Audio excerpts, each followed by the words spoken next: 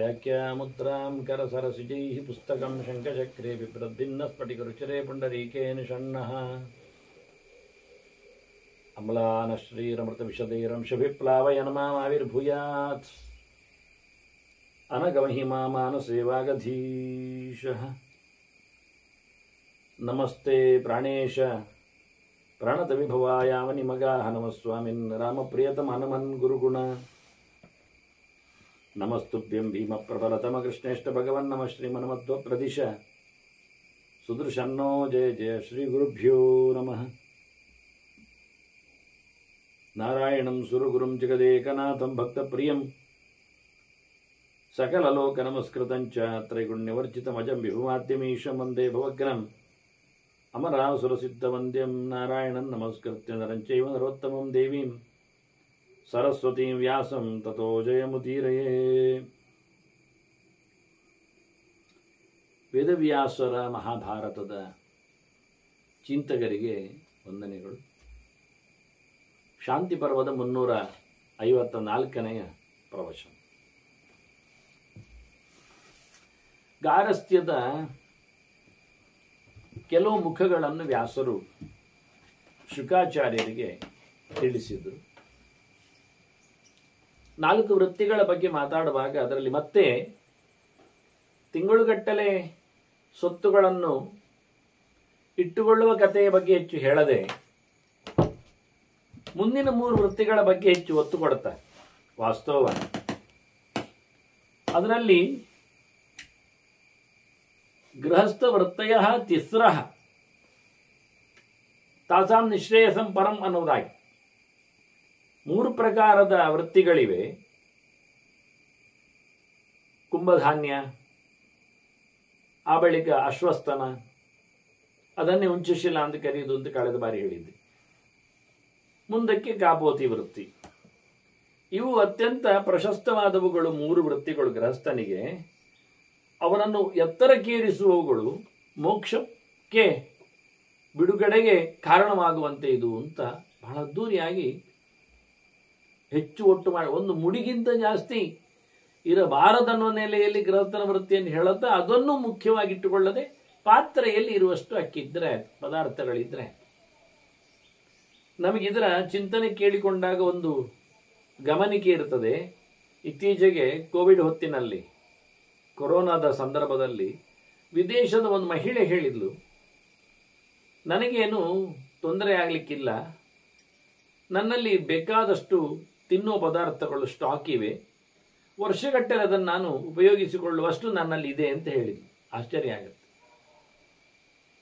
ತೊಂದರೆ ಹೊರಗೆ ಬಂದಾಗ ವರ್ಷಗಟ್ಟಲೆ ತಿನ್ನಲು ಬೇಕಾದ ಸೊತ್ತು ನನ್ನಲ್ಲಿ ಇದೆ ಅಂತ ಆಕೆ ಹೇಳಿಕೊಳ್ಳಬೇಕಾದ್ರೆ ಹೇಗಿರಬೇಡ. ಅದು ತಪ್ಪು ಅಂದರು. ಗಾರಸ್ಥ್ಯ ಜೀವನದಲ್ಲಿ ಗೃಹಸ್ಥನಾದವನಿಗೆ 1 ತಿಂಗಳಿಗೆ ಇಟ್ಕೊಳ್ಳಿಕ್ಕೆ ಅವಕಾಶ ಇದೆ. ಪರವಾನಿಗೆ ಕೊಟ್ಟ ರೀತಿ ನೋಡಿದರೆ ಅದನ್ನೊಂದು ಅಂದರೆ ಅಷ್ಟು ಕಷ್ಟದಲ್ಲಿ ಅವನು ಬದುಕಬೇಕು ಅಂತ. ಕಳೆದ ಬಾರಿ ಒಂದು ಮಾತು ವ್ಯಾಸರು ಹೇಳಿದರು, ಎಲ್ಲಿಯಾದರೂ ಹೋಮ ಹವನ ಮಾಡಿಸುವವನಿಗೆ ಇನ್ಯಾವುದೋ ಪಾಠ ಪ್ರವಚನದಿಂದ ಆತನಿಗೆ ದುಡ್ಡು ಹೆಚ್ಚು ಬಂದರೆ ಅದನ್ನು ಕೂಡಲೇ ಅದು ಎಲ್ಲರಿಗೆ ಹಂಚಬೇಕು ಅಂತ ಅಂದಿತ್ತು. ಇಲ್ಲ, ಒಳ್ಳೆ ಯಜ್ಞಯಾಗ ಮಾಡಿ ಅದರಲ್ಲಿ ವಿನಿಯೋಗಿಸಬೇಕು ಅಂತ. ಧರ್ಮವೋ ದಾನವೋ ಯಾಕೆ ಹೇಳ್ತಾರೆ? ಇದಕ್ಕೆ ಹೇಳ್ತಾರೆ, ತಿಂಗಳಿಗಿಂತ ಜಾಸ್ತಿ ಅದಕ್ಕೆ ಇರಬಾರದು ಅಂತ ಮನೆಯಲ್ಲಿ. ಅದು ಒಟ್ಟಾಗಿಕೊಂಡು ಇರಲಿಕ್ಕಿಲ್ಲ, ಅದಕ್ಕೊಂದು ಧರ್ಮದ ದಾನದ ದಾರಿ ತೋರಿಸಬೇಕು ಅಂತ. ಇನ್ನೊಂದು ಸೂಕ್ಷ್ಮವಾಗಿ ಹೇಳುವುದಾಗಿದ್ರೆ, ಇವನಿಗೇನು ತಿಂಗಳ ನಂತರದಲ್ಲಿ ಬದುಕ್ತಾನೆ ಅನ್ನತಕ್ಕಂತಹ ಗ್ಯಾರಂಟಿ ಅಲ್ವಾ? ಆ ನೆಲೆಯೂ ಇರ್ಬೋದು. ವ್ಯಾಸರು ಹೇಳುವಾಗ ಯಾವತ್ತು ಅಪಾಯಗಳು ಸಂಭವಿಸಲು ಇರಲಾಗಿ ನೋಡಿ, ಇತ್ತೀಚೆಗೆ ಕೂರ್ಗಿನಲ್ಲಿ ತಲಕಾವೇರಿಯಲ್ಲಿ ಪ್ರವಾಹ ಎದ್ದಾಗ ಅಲ್ಲಿ ಅರ್ಚಕರು ನಾರಾಯಣ ನಾಮವಂತರು ಅವರೇನೆಲ್ಲ ಒಟ್ಟು ಮಾಡಿಕೊಂಡಿದ್ರು ಅಂತ ತೋರಿಸಿಕೊಟ್ರಲ್ಲ. ಎಲ್ಲ ನೆರೆಯಲ್ಲಿ ಕೊಚ್ಚೋಯ್ತಲ್ಲ. ರಾಶಿ ಕಟ್ಟಲೆ ಏಲಕ್ಕಿಯೋ, ಆ ಕಾಳುಮೆಣಸು, ಚಿಲ್ಲರೆಯೋ, ಅದು ಗೋಣಿಗಟ್ಟಲೆ ದುಡ್ಡು ಸರಿ ಚಿಲ್ಲರೆ ಹಾಕಿರ್ತಾರೆ, ಒಟ್ಟಾಗಿರ್ತದೆ. ಅದನ್ನು ಬ್ಯಾಂಕಿಗೆ ಕೊಟ್ಟು ನೋಟ್ ಮಾಡಿಕೊಳ್ಬೋದು, ವ್ಯವಹಾರಕ್ಕೆ ಆರ್ಥಿಕವಾದ ಸುಗಮತೆಗೆ ಸಂಚಾರಕ್ಕೆ ಕೊಡ್ಬೋದು, ಅದು ಬಿಡಿ. ಈ ಕಾಳು ವಸ್ತುಗಳ ಕಥೆ ಏನು? ಮಾರ್ಕೆಟ್ ನಾಳೆ ದುಡ್ಡು ಬರ್ತದೆ, ಜಾಸ್ತಿ ಆಗ್ತದೆ. ಏನು ಮಾರ್ಕೆಟ್ ಏರುವುದೆಷ್ಟು? ಒಂದು ಕೆಜಿಗೆ 50 ಪೈಸೆ, ಕೆಲವೊಮ್ಮೆ 12 ಪೈಸೆ, ಎಲ್ಲ ಏರುವುದು, ಇಳಿಯುವುದು, ತಗ್ಗುವುದು ಅಷ್ಟೇ. ಇರಲಿ, ಅವರ ಹತ್ರ ಕ್ವಿಂಟಲ್ ಗಟ್ಟಲೆ ಇತ್ತಂತೆ, ಇರಲಿ, ಎಷ್ಟಾಯಿತು ಕ್ವಿಂಟಲ್ ಗಟ್ಟಲೆ ಇದ್ರೂ ಸಹ ಹೀಗೆ ಬೊಳ್ಳದಲ್ಲಿ ಹೋಗಿ ತಿನ್ನಲಿಕ್ಕೂ ಇಲ್ಲ, ಉಪಯೋಗಕ್ಕೂ ಇಲ್ಲದೆ ಅವರ ಲೋಭತನ ಅರ್ಥ ಆಯಿತು. ಅದನ್ನೇ ಅವರು ಉಲ್ಲೇಖ ಮಾಡಿದ್ದು, ಒಟ್ಟು ಮಾಡಬೇಡ, ಸಂಚಯ ಹೆಚ್ಚು ಬಾರದು. ಆದ್ರಿಂದ ಪ್ರಧಾನವಾದ ಮುಡಿಯನ್ನು ಒಟ್ಟು ಮಾಡುವ, ತಿಂಗಳಲ್ಲಿ ತಿನ್ನುವ ಕಥೆಯನ್ನು ಬಿಟ್ಟುಕೊಟ್ರು ಅವರು ವ್ಯಾಸರು. 3ಕ್ಕೆ ಒತ್ತು ಕೊಟ್ಟರು. ಗೃಹಸ್ಥನಾದ ಒಂದೊಮ್ಮೆ ಶ್ರೇಯಸ್ಸಿನ ದಾರಿಯಲ್ಲಿ ಇದ್ದಾನೆ ಅಂತಾದರೆ ಅವನು 3 ಮಾತ್ರ ಒಪ್ಪಲಿ ಅಂತ. ಪಾತ್ರೆ ತುಂಬಿಟ್ಟುಕೊಳ್ಳಬಹುದು, ಒಂದು 8-10 ದಿನಕ್ಕೆ ಬರಬಹುದು ಮ್ಯಾಕ್ಸಿಮಮ್. ನಾಳೆಗಿಲ್ಲದೆ ಇವತ್ತಿನ ಊಟ ಮಾಡುವುದು. ಅತ್ಯಂತ ಅಪಾಯದ, ಕ್ಲಿಷ್ಟವಾದ, ಚಾಲೆಂಜಿಂಗ್ ಬದುಕು. ಕಪೋತ ವೃತ್ತ ಬಿಡಿ, ಪಾರಿವಾಳ ಹಿಕ್ಕುವಾಗಿ ಇವನು ಹೆಕ್ಕಿ ಕಾಳು ತಿಂದು ಬರುತ್ತದೆ. ಅದೆಷ್ಟು ತಿಂತದೆ ಕಾಳು? 4-6 ಕಾಳು ತಿಂತದೆ, 4-6 ಕಡೆಗೆ ಹಾರ್ತದೆ. ಇವನು ಒಂದೇ ಗದ್ದೆಯಲ್ಲಿ ತೆಗೆಯದೆ 4-6 ಗದ್ದೆ ಹೋಗಿ 4-6 ಕಾಳು ಆಯ್ಕೆ ಮಾಡಿಕೊಂಡು ತಿನ್ನಬೇಕು. ಅಷ್ಟೇ, ಗುಡುಕು ನೀರು ಕುಡಿಬೇಕು. ಈ ನಮೂನೆ ಇದ್ರೆ ವಿಷಯವನ್ನು ಕೇಳಿದರೆ ಇದು ಗೃಹಸ್ಥನಿಗೆ ಹೇಳಲ್ಪಟ್ಟಂತಹ ವ್ಯವಸ್ಥೆ. ಆದ್ರಿಂದ ಇವನು ಇದನ್ನು ಪಡೆದುಕೊಂಡವ ಅತ್ಯಂತ ಎತ್ತರದಲ್ಲಿ ಬದುಕ್ತಾನೆ. ಅಷ್ಟೇ ಅಲ್ಲ, ಇವನಿರುವಲ್ಲಿ ಬಹಳ ದೊಡ್ಡ ಮಟ್ಟಿನ ವ್ಯವಸ್ಥೆ ಇದೆ ಅಂತಾರೆ. ಯದ್ಯಪ್ಯೇತೆ ವಸಂತಿ ಅರ್ಹಾಹ ಒಂದಮಿಂತವ್ರು ಯಸ್ಮಿಂಶ್ಚೈತೆ ವಸಂತಿ ಅರ್ಹಾಹ. ಯಾವ ನಾಡಿನಲ್ಲಿ, ಯಾವ ದೇಶದಲ್ಲಿ, ಯಾವ ಊರಿನಲ್ಲಿ ಇಂಥವರು ಯೋಗ್ಯರು ಬದುಕಿರ್ತಾರೋ ತದ್ರಾಷ್ಟ್ರಂ ಅಭಿವರ್ತತೆ. ಆ ದೇಶ ಮೆರಿತದೆ ಅಂತ. ದೇಶ ಮೆರಿಲಿ ಸ್ವಾಮಿ, ಮಾಡಿದವನಿಗೇನು ಕೇಳಿದರೆ ಅದಕ್ಕೆ ವ್ಯಾಸರು ಹೇಳ್ತಾರೆ, ದಶಪೂರ್ವಾನ್ ದಶಾಪರಾನ್ ಪುನಾತಿಚ ಪಿತಾಮಹಾನ್. ಅವನ ಆಚಿನ ಈಚಿನ 10 ತಲೆಮಾರುಗಳನ್ನು ಮೇಲೆ ಕೆಬ್ಬಿಸ್ತಾನವ. ಅವನು ಸೇರಿ 21, 7ರ 3 ಗಂಟು. ಇದು ಬಹಳ ಕಡೆಯಲ್ಲಿ ಬರುತ್ತೆ, ಈ ಮಾತು ಬರುವುದಿಲ್ಲ ಅಲ್ಲ, ಇದು ಹೊಸತೇನಲ್ಲ. ಅನೇಕ ಕಡೆಗಳಲ್ಲಿ ಈ ವಿಷಯಗಳನ್ನು ತೋರ್ಪಡಿಸ್ತಾರವರು. ಅವನು ಹಿಂದಿನ 10 ತಲೆಮಾರುಗಳಿಗೆ ಇವನ ಬದುಕಿನಿಂದ ಪುಣ್ಯ ಸದ್ಗತಿಯಲ್ಲಿ ಸಿಗ್ತದೆ. ಇವನು ಮುಂದಿನ ತಲೆಮಾರುಗಳು ಸಹ ಆ ರೀತಿಯಾಗಿ ಶೈನ್ ಆಗ್ತಾನೆ. ತ್ರಿಸಪ್ತಕೃತ್ವಕ್ಕ ಪಿತಃ ಅಂತ ಏನು ಹೇಳಿಕೊಂಡವ, ತ್ರಿಸಪ್ತಭಿ ಪಿತಾ ಭೂತಃ ಅಂತ ಇಲ್ಲಿ ಹೇಳ್ತಾನೆ. ನಿನ್ನ 21 ತಲೆಮಾರುಗಳು ಪಾವನಗೊಂಡವು ಅಂತ ಪ್ರಹ್ಲಾದನಿಗೆ ಹೇಳ್ತಾನೆ. ಹಿರಣ್ಯಕಶಿಪುವಿನ ಸಂಹಾರದ ಬಳಿಕ ನರಸಿಂಹದೇವ, ಎಂಥ ಭಕ್ತ ನೀನು, ನಿನ್ನ ಆಚೀಚಿನ ತಲೆಮಾರು. ಅವನು ಹೇಳಿದ್ದ, ನಮ್ಮಪ್ಪ ಅನ್ಯಾಯ ಮಾಡಿದ, ನಿನಗೆ ಕ್ಷಮಿಸಿ ಬಿಡಪ್ಪ ಅಂದ. ಅದರಿಂದ ಪಿತಾಮೇತ್ವಂ,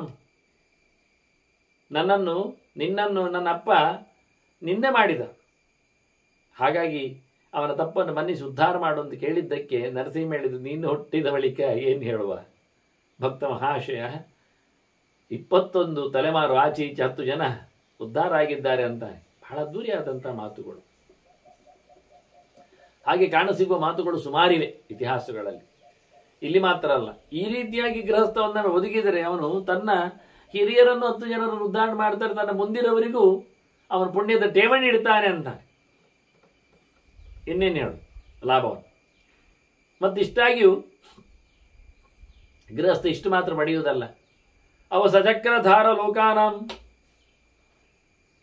ಒಳ್ಳೆ ರೀತಿಯಂತಹ ಲೋಕ, ಸದೃಶೀಂ ಆಪ್ನುಯಾತ್ ಗತಿಂ, ಚಕ್ರವರ್ತಿಗಳು ಪಡೆಯುವ ಲೋಕವನ್ನು ಪಡಿತಾನೆ.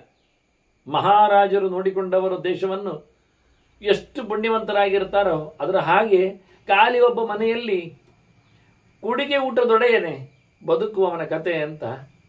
ಅದನ್ನು ನಾವು ಬಡವ, ದರಿದ್ರ, ಏನಿಲ್ಲದವ ಹೇಳಿಕೊಂಡು ಮೂದಲಿಸಿದರೆ ಅದವನಿಗೆ ಅತ್ಯಂತ ನೆಚ್ಚಿನ ಕತೆ. ದರಿದ್ರನಾಗಿ ಬದುಕಬೇಕು. ಹುಟ್ಟುವಾಗ 0 ಹುಟ್ಟಿದ್ದ, ಹೋಗುವಾಗ 0 ತೆರಳಿದರೆ ಯಾರದ್ದೇ ಹಂಗು ಇಲ್ಲ, ಋಣ ಇಲ್ಲ, ಬಾಧೆ ಇಲ್ಲ, ಸಂಪರ್ಕ ಇಲ್ಲ. ಎಷ್ಟು ಜನರದ್ದು ಎಷ್ಟೆಷ್ಟು ತಿಂದಾಗ್ತಾನೋ ಅಷ್ಟಷ್ಟು ಕಡೆಯಲ್ಲಿ ಮತ್ತೆ ಅವರದ್ದು ಗೋರ್ಲಿಕ್ಕೆ ಬರಬೇಕಾಗ್ತದೆ. ಹಾಗಾಗಿ ಊಟ ಕಡಿಮೆ ಮಾಡಿಕೊಂಡು ತೆರಳುವುದು ಅಂದರೆ ದೊಡ್ಡ ಭಗವಂತನ ಸೇವೆ ಅನ್ನಿಸ್ತದೆ. ಬಹಳ ಸುಂದರವಾಗಿ ಪಾಠ ಮಾಡಿದ್ದಾರೆ. ಈ ರೀತಿಯಾದ ಚಕ್ರವರ್ತಿಗಳ ಲೋಕಸ್ಥಾನಗಳನ್ನೆಲ್ಲ ಪಡೆಯುವುದು ಈ ಗೃಹಸ್ಥ ಮಾತ್ರ ಅಲ್ಲ, ಜಿತೇಂದ್ರಿಯನಾದವನು. ಜಿತೇಂದ್ರಿಯರು ಸುಮಾರು ಆಶ್ರಮಗಳಲ್ಲಿ ಕಾಣುತ್ತಾರೆ. ಬ್ರಹ್ಮಚಾರಿಯು ಜಿತೇಂದ್ರಿಯನೇ. ಸನ್ಯಾಸಿಯು ಜಿತೇಂದ್ರಿಯನೇ, ಮತ್ತು ವಾನಪ್ರಸ್ಥನು ಜಿತೇಂದ್ರಿಯನೇ. ಇಂದ್ರಿಯಗಳ ಜಯ ಬೇಕವನಿಗೆ. ಗೃಹಸ್ಥನಿಗೂ ಅದೇ ಹೇಳಿದ್ದು ಪಾಡು. ಬೇಕಾದಷ್ಟಿದೆ. ಎಲ್ಲರೂ ಶ್ರೀಮಂತರು ಇರ್ತಾರೆ, ಊರು ಕೇರಿಗಳಲ್ಲಿ ಬರಲಿಕ್ಕೆ ಕರೀತಾರೆ, ತಿನ್ನಲಿಕ್ಕೆ ಕೊಡ್ತಾರೆ, ಹೊತ್ಕೊಂಡು ಹೋಗ್ಲಿಕ್ಕೆ ಇಡ್ತಾರೆ. ಅವರನ್ನು ನೋಡುವಾಗ ನಾವು ಹಾಗಾಗಬೇಕು ಅಂತ ಅನಿಸ್ತದೆ. ನೋಡಿ, ಗೃಹಸ್ಥನಿಗೆ ಭಾರಿ ಕಷ್ಟ. ಬ್ರಹ್ಮಚಾರಿಗಿಲ್ಲ, ಹರಿದ ಬಟ್ಟೆಯಲ್ಲಿ ಗುರುಕುಲದಲ್ಲಿ ಪಾಠ ಆಗಿ ಹೋಗ್ತದೆ. ವಾನಪ್ರಸ್ಥನಿಗೆ ಸಂಗತಿಯೇ ಇಲ್ಲ, ಅವನು ಕಾಡಾಡಿಯೇ, ಮಾಮೂಲಿ ಅವನಿಗೆ.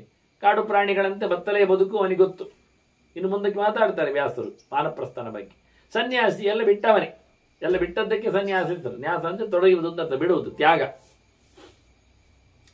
ಹಾಗಿರುವಾಗ ಒಂದೊಮ್ಮೆ ವೇಷ, ಊಟ ಇವೆಲ್ಲ ಮಾಡುವುದಿದ್ದರೆ ವೈಭವದಲ್ಲಿ ಅದು ಗೃಹಸ್ಥನಿಗೆ ಮಾತ್ರ. ಮನೆ ಇದೆ, ಜನ ಇದೆ, ಸಮಾಜ ಇದೆ, ಸೊತ್ತು ಇದೆ, ತಾಕತ್ತಿದೆ.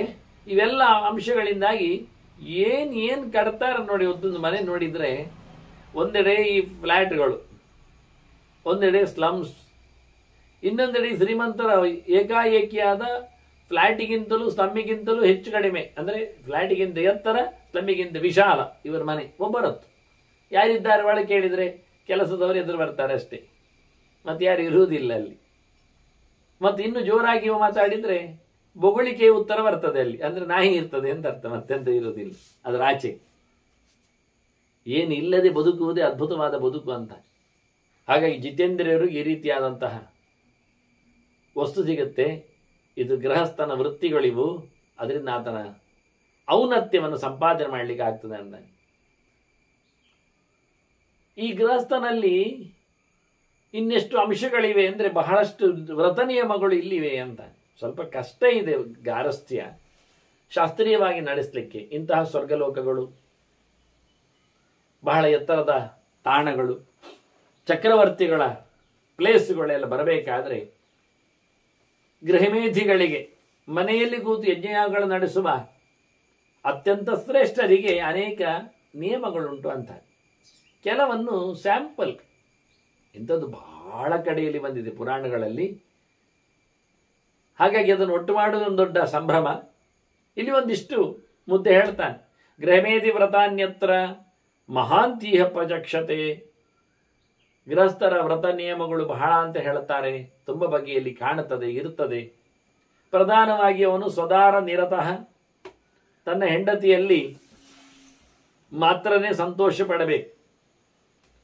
ಊರಿನ ಹುಡುಗಿಯರ ಶೀಲ ಹಾಳು ಮಾಡುವ ಕೆಲಸದಲ್ಲಿ ಈತ ತತ್ಪರನಾಗಬಾರದು. ತನಗೆ ಕೊಟ್ಟ, ತನಗೆ ಸಿಕ್ಕಿದ ತನ್ನ ಸುತ್ತಿನೆಡೆಗೆ ಮಾತ್ರ ಸಂಭ್ರಮವನ್ನು ನಡೆಸಿಕೊಳ್ಳುವಂತೆ, ಅದಕ್ಕೋಸ್ಕರ ದಾಂತಹ ನಿಗ್ರಹ ಅಷ್ಟರಲ್ಲಿ ಆದರೂ ಇರಬೇಕು ಅಂತ ಹೇಳುತ್ತಾರೆ ಗೃಹಸ್ಥನ. ಯಾಕೆಂದರೆ ಗೃಹ ಅಂದರೆ ಗೃಹಿಣಿ ಗೃಹ ಮುಚ್ಚತೆ ಹೇಳಿದ್ನಲ್ಲ. ಹಾಗಾಗಿ ಅವನು ಗೃಹಸ್ಥನಾಗಿರುವುದು ಅಂದರೆ ಈ ಲೆಕ್ಕದ ಒಂದು ನಿಯಮಗಳು. ಅದನ್ನು ಹೇಳಿದರು, ನಿಯಮ ಇದೆ, ಚೌಕಟ್ಟಿದೆ ಅಂತಾರೆ. ಮತ್ತೆ ಅನಸೂಯು ಜಿತೇಂದ್ರಿಯ, ಒಬ್ಬರನ್ನಿಬ್ಬರನ್ನು ನೋಡಿ ಇವನಿಗೆ ಹೊಟ್ಟೆಗೆ ಇಚ್ಛಾಗಬಾರ್ದು.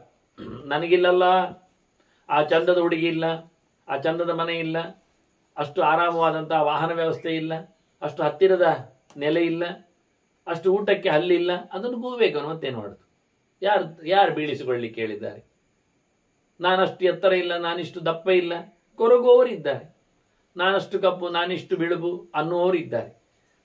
ಕೂದಲನ್ನು ನೋಡಿ ಅಳುವವರಿದ್ದಾರೆ. ತಮ್ಮ ಕೂದಲು ನೋಡಿ ಬೆಳಿಗ್ಗೆ ಅಯ್ಯೋ ಪಾಪವೇ ಅಂತ ಹೇಳಿಕೊಂಡು ಅದಕ್ಕೇನೆಲ್ಲ ಮಾಡ್ತಾರೆ, ಕಸಿ ಹಾಕ್ತಾರೆ, ಗೊಬ್ಬರ ಹಾಕ್ತಾರೆ. ಈಗಾಗಲೇ ನಮಗೆ ಗೊತ್ತಾಗಿದೆ, ಇರುವಂತಹ ಲಕ್ಷಗಟ್ಟಲೆ ವೈದ್ಯರಲ್ಲಿ 1000 ಗಟ್ಟಲೆ ಅವರು ಮಾತ್ರ ಅವರು ಸಮ ಇದ್ದವರು ಅಂತ, ಉಳಿದವರೆಲ್ಲ ಎಷ್ಟು ಫ್ರಾಡ್ ಅಂತ. ಆ ಅಂಕಿಅಂಶ ವೈದ್ಯ ಲೋಕವೇ ನಮಗೆ ಕೊಡ್ತದೆ, ಎಷ್ಟೆಲ್ಲ ಮೋಸಗಳ ವೈದ್ಯಕೀಯ ಚಿಕಿತ್ಸೆಗಳು ವ್ಯವಸ್ಥೆಗಳು ಇವೆ ಅಂತ. ಹಾಗಾಗಿ ಇವನೊಬ್ಬನ ತಲೆಯಲ್ಲಿ ಕೂದಲು ಬರಲಿಕ್ಕೆ ಅವರು ಮಾಡುವ ಕತೆ ನೋಡಿದರೆ ಆಹಾ ಅದ್ಭುತ. ಏನಿಲ್ಲ ಆದರೂ ಒಂದು 8 ಲಕ್ಷ ಅವನಿಂದ ಪೀಂಕಿಸ್ತಾರೆ. ಮತ್ತೆ ಕೊನೆಗೆ ಮುಟ್ಟಿ ನೋಡಿದ್ರೆ ಹುಡುಕಿದ್ರೆ ಒಂದು ಭೂತಗನ್ನಡಿ ಸಿಗುವಾಗ ಒಂದು 8 ಕೂದಲು ತೋರಿಸ್ತಾರೆ. ಭಾರಿ ಖುಷಿ ಇರುತ್ತೆ. ಲಕ್ಷಕ್ಕೊಂದು ಕೂದಲು ಆಗ್ಬೋದು. ಅದು ಮತ್ತೆ ಯಾರದ್ದು ಎಲ್ಲಿದ್ದು ಕಸಿ ಮಾಡಿದ್ದು ಅಂತ ಕೇಳಬೇಡಿ. ಯಾವ ಸ್ಥಾನಮಾನದ್ದು ಎತ್ತಿ ಯಾವ ತಲೆಯಲ್ಲಿ, ಯಾವ ಬೋಳು ತಲೆಯಲ್ಲಿ, ಬಂಜರು ಭೂಮಿಯಲ್ಲಿ ಅದನ್ನು ಮತ್ತೆ ಮುಳ್ಳು ಗಿಡದ ಹಾಗೆ ತೋರಿಸಿಕೊಟ್ರು ಗೊತ್ತಿಲ್ಲ ಅಂತ ಮಾಡಿಯ. ಕೊನೆಗೆ ಕೃತಕವಾದದ್ರಿಂದ ಕೃತಕ ಹ್ಯಾರು ಇರ್ತದೆ. ಪ್ಲಾಸ್ಟಿಕ್ಕಿನದ್ದೆಲ್ಲ ಇವ ಖುಷಿ ಪಡಬೇಕು ಅದನ್ನೇ ನೋಡಿ ಖರ್ಚು ಮಾಡಿದ್ದು. ಅದನ್ನು ಮೊದಲೇ ಹೇಳ್ತಾನೆ, ಹೊಟ್ಟೆಗಿಚ್ಚು ಪಡಬೇಡ ಮಾರಾಯ, ನಿನಗೆ ಸಿಕ್ಕಿದ್ದರಲ್ಲಿ ಸಂತೃಪ್ತಿಯನ್ನು ಪಾಡು. ಇದು ಗೃಹಸ್ಥ ಧರ್ಮ. ಎಲ್ಲರ ಮನೆ ಒಂದೇ ಬಗೆ ಇರುವುದಿಲ್ಲ, ಎಲ್ಲರ ಊಟ ಒಂದೇ ರೀತಿ ಆಗುವುದಿಲ್ಲ. ಜಿತೇಂದ್ರಿಯ, ಎಲ್ಲ ಇಂದ್ರಿಯಗಳನ್ನು ಬಾಗಿಲಾಕೊಂಡು ಕೂತ್ಕೋ.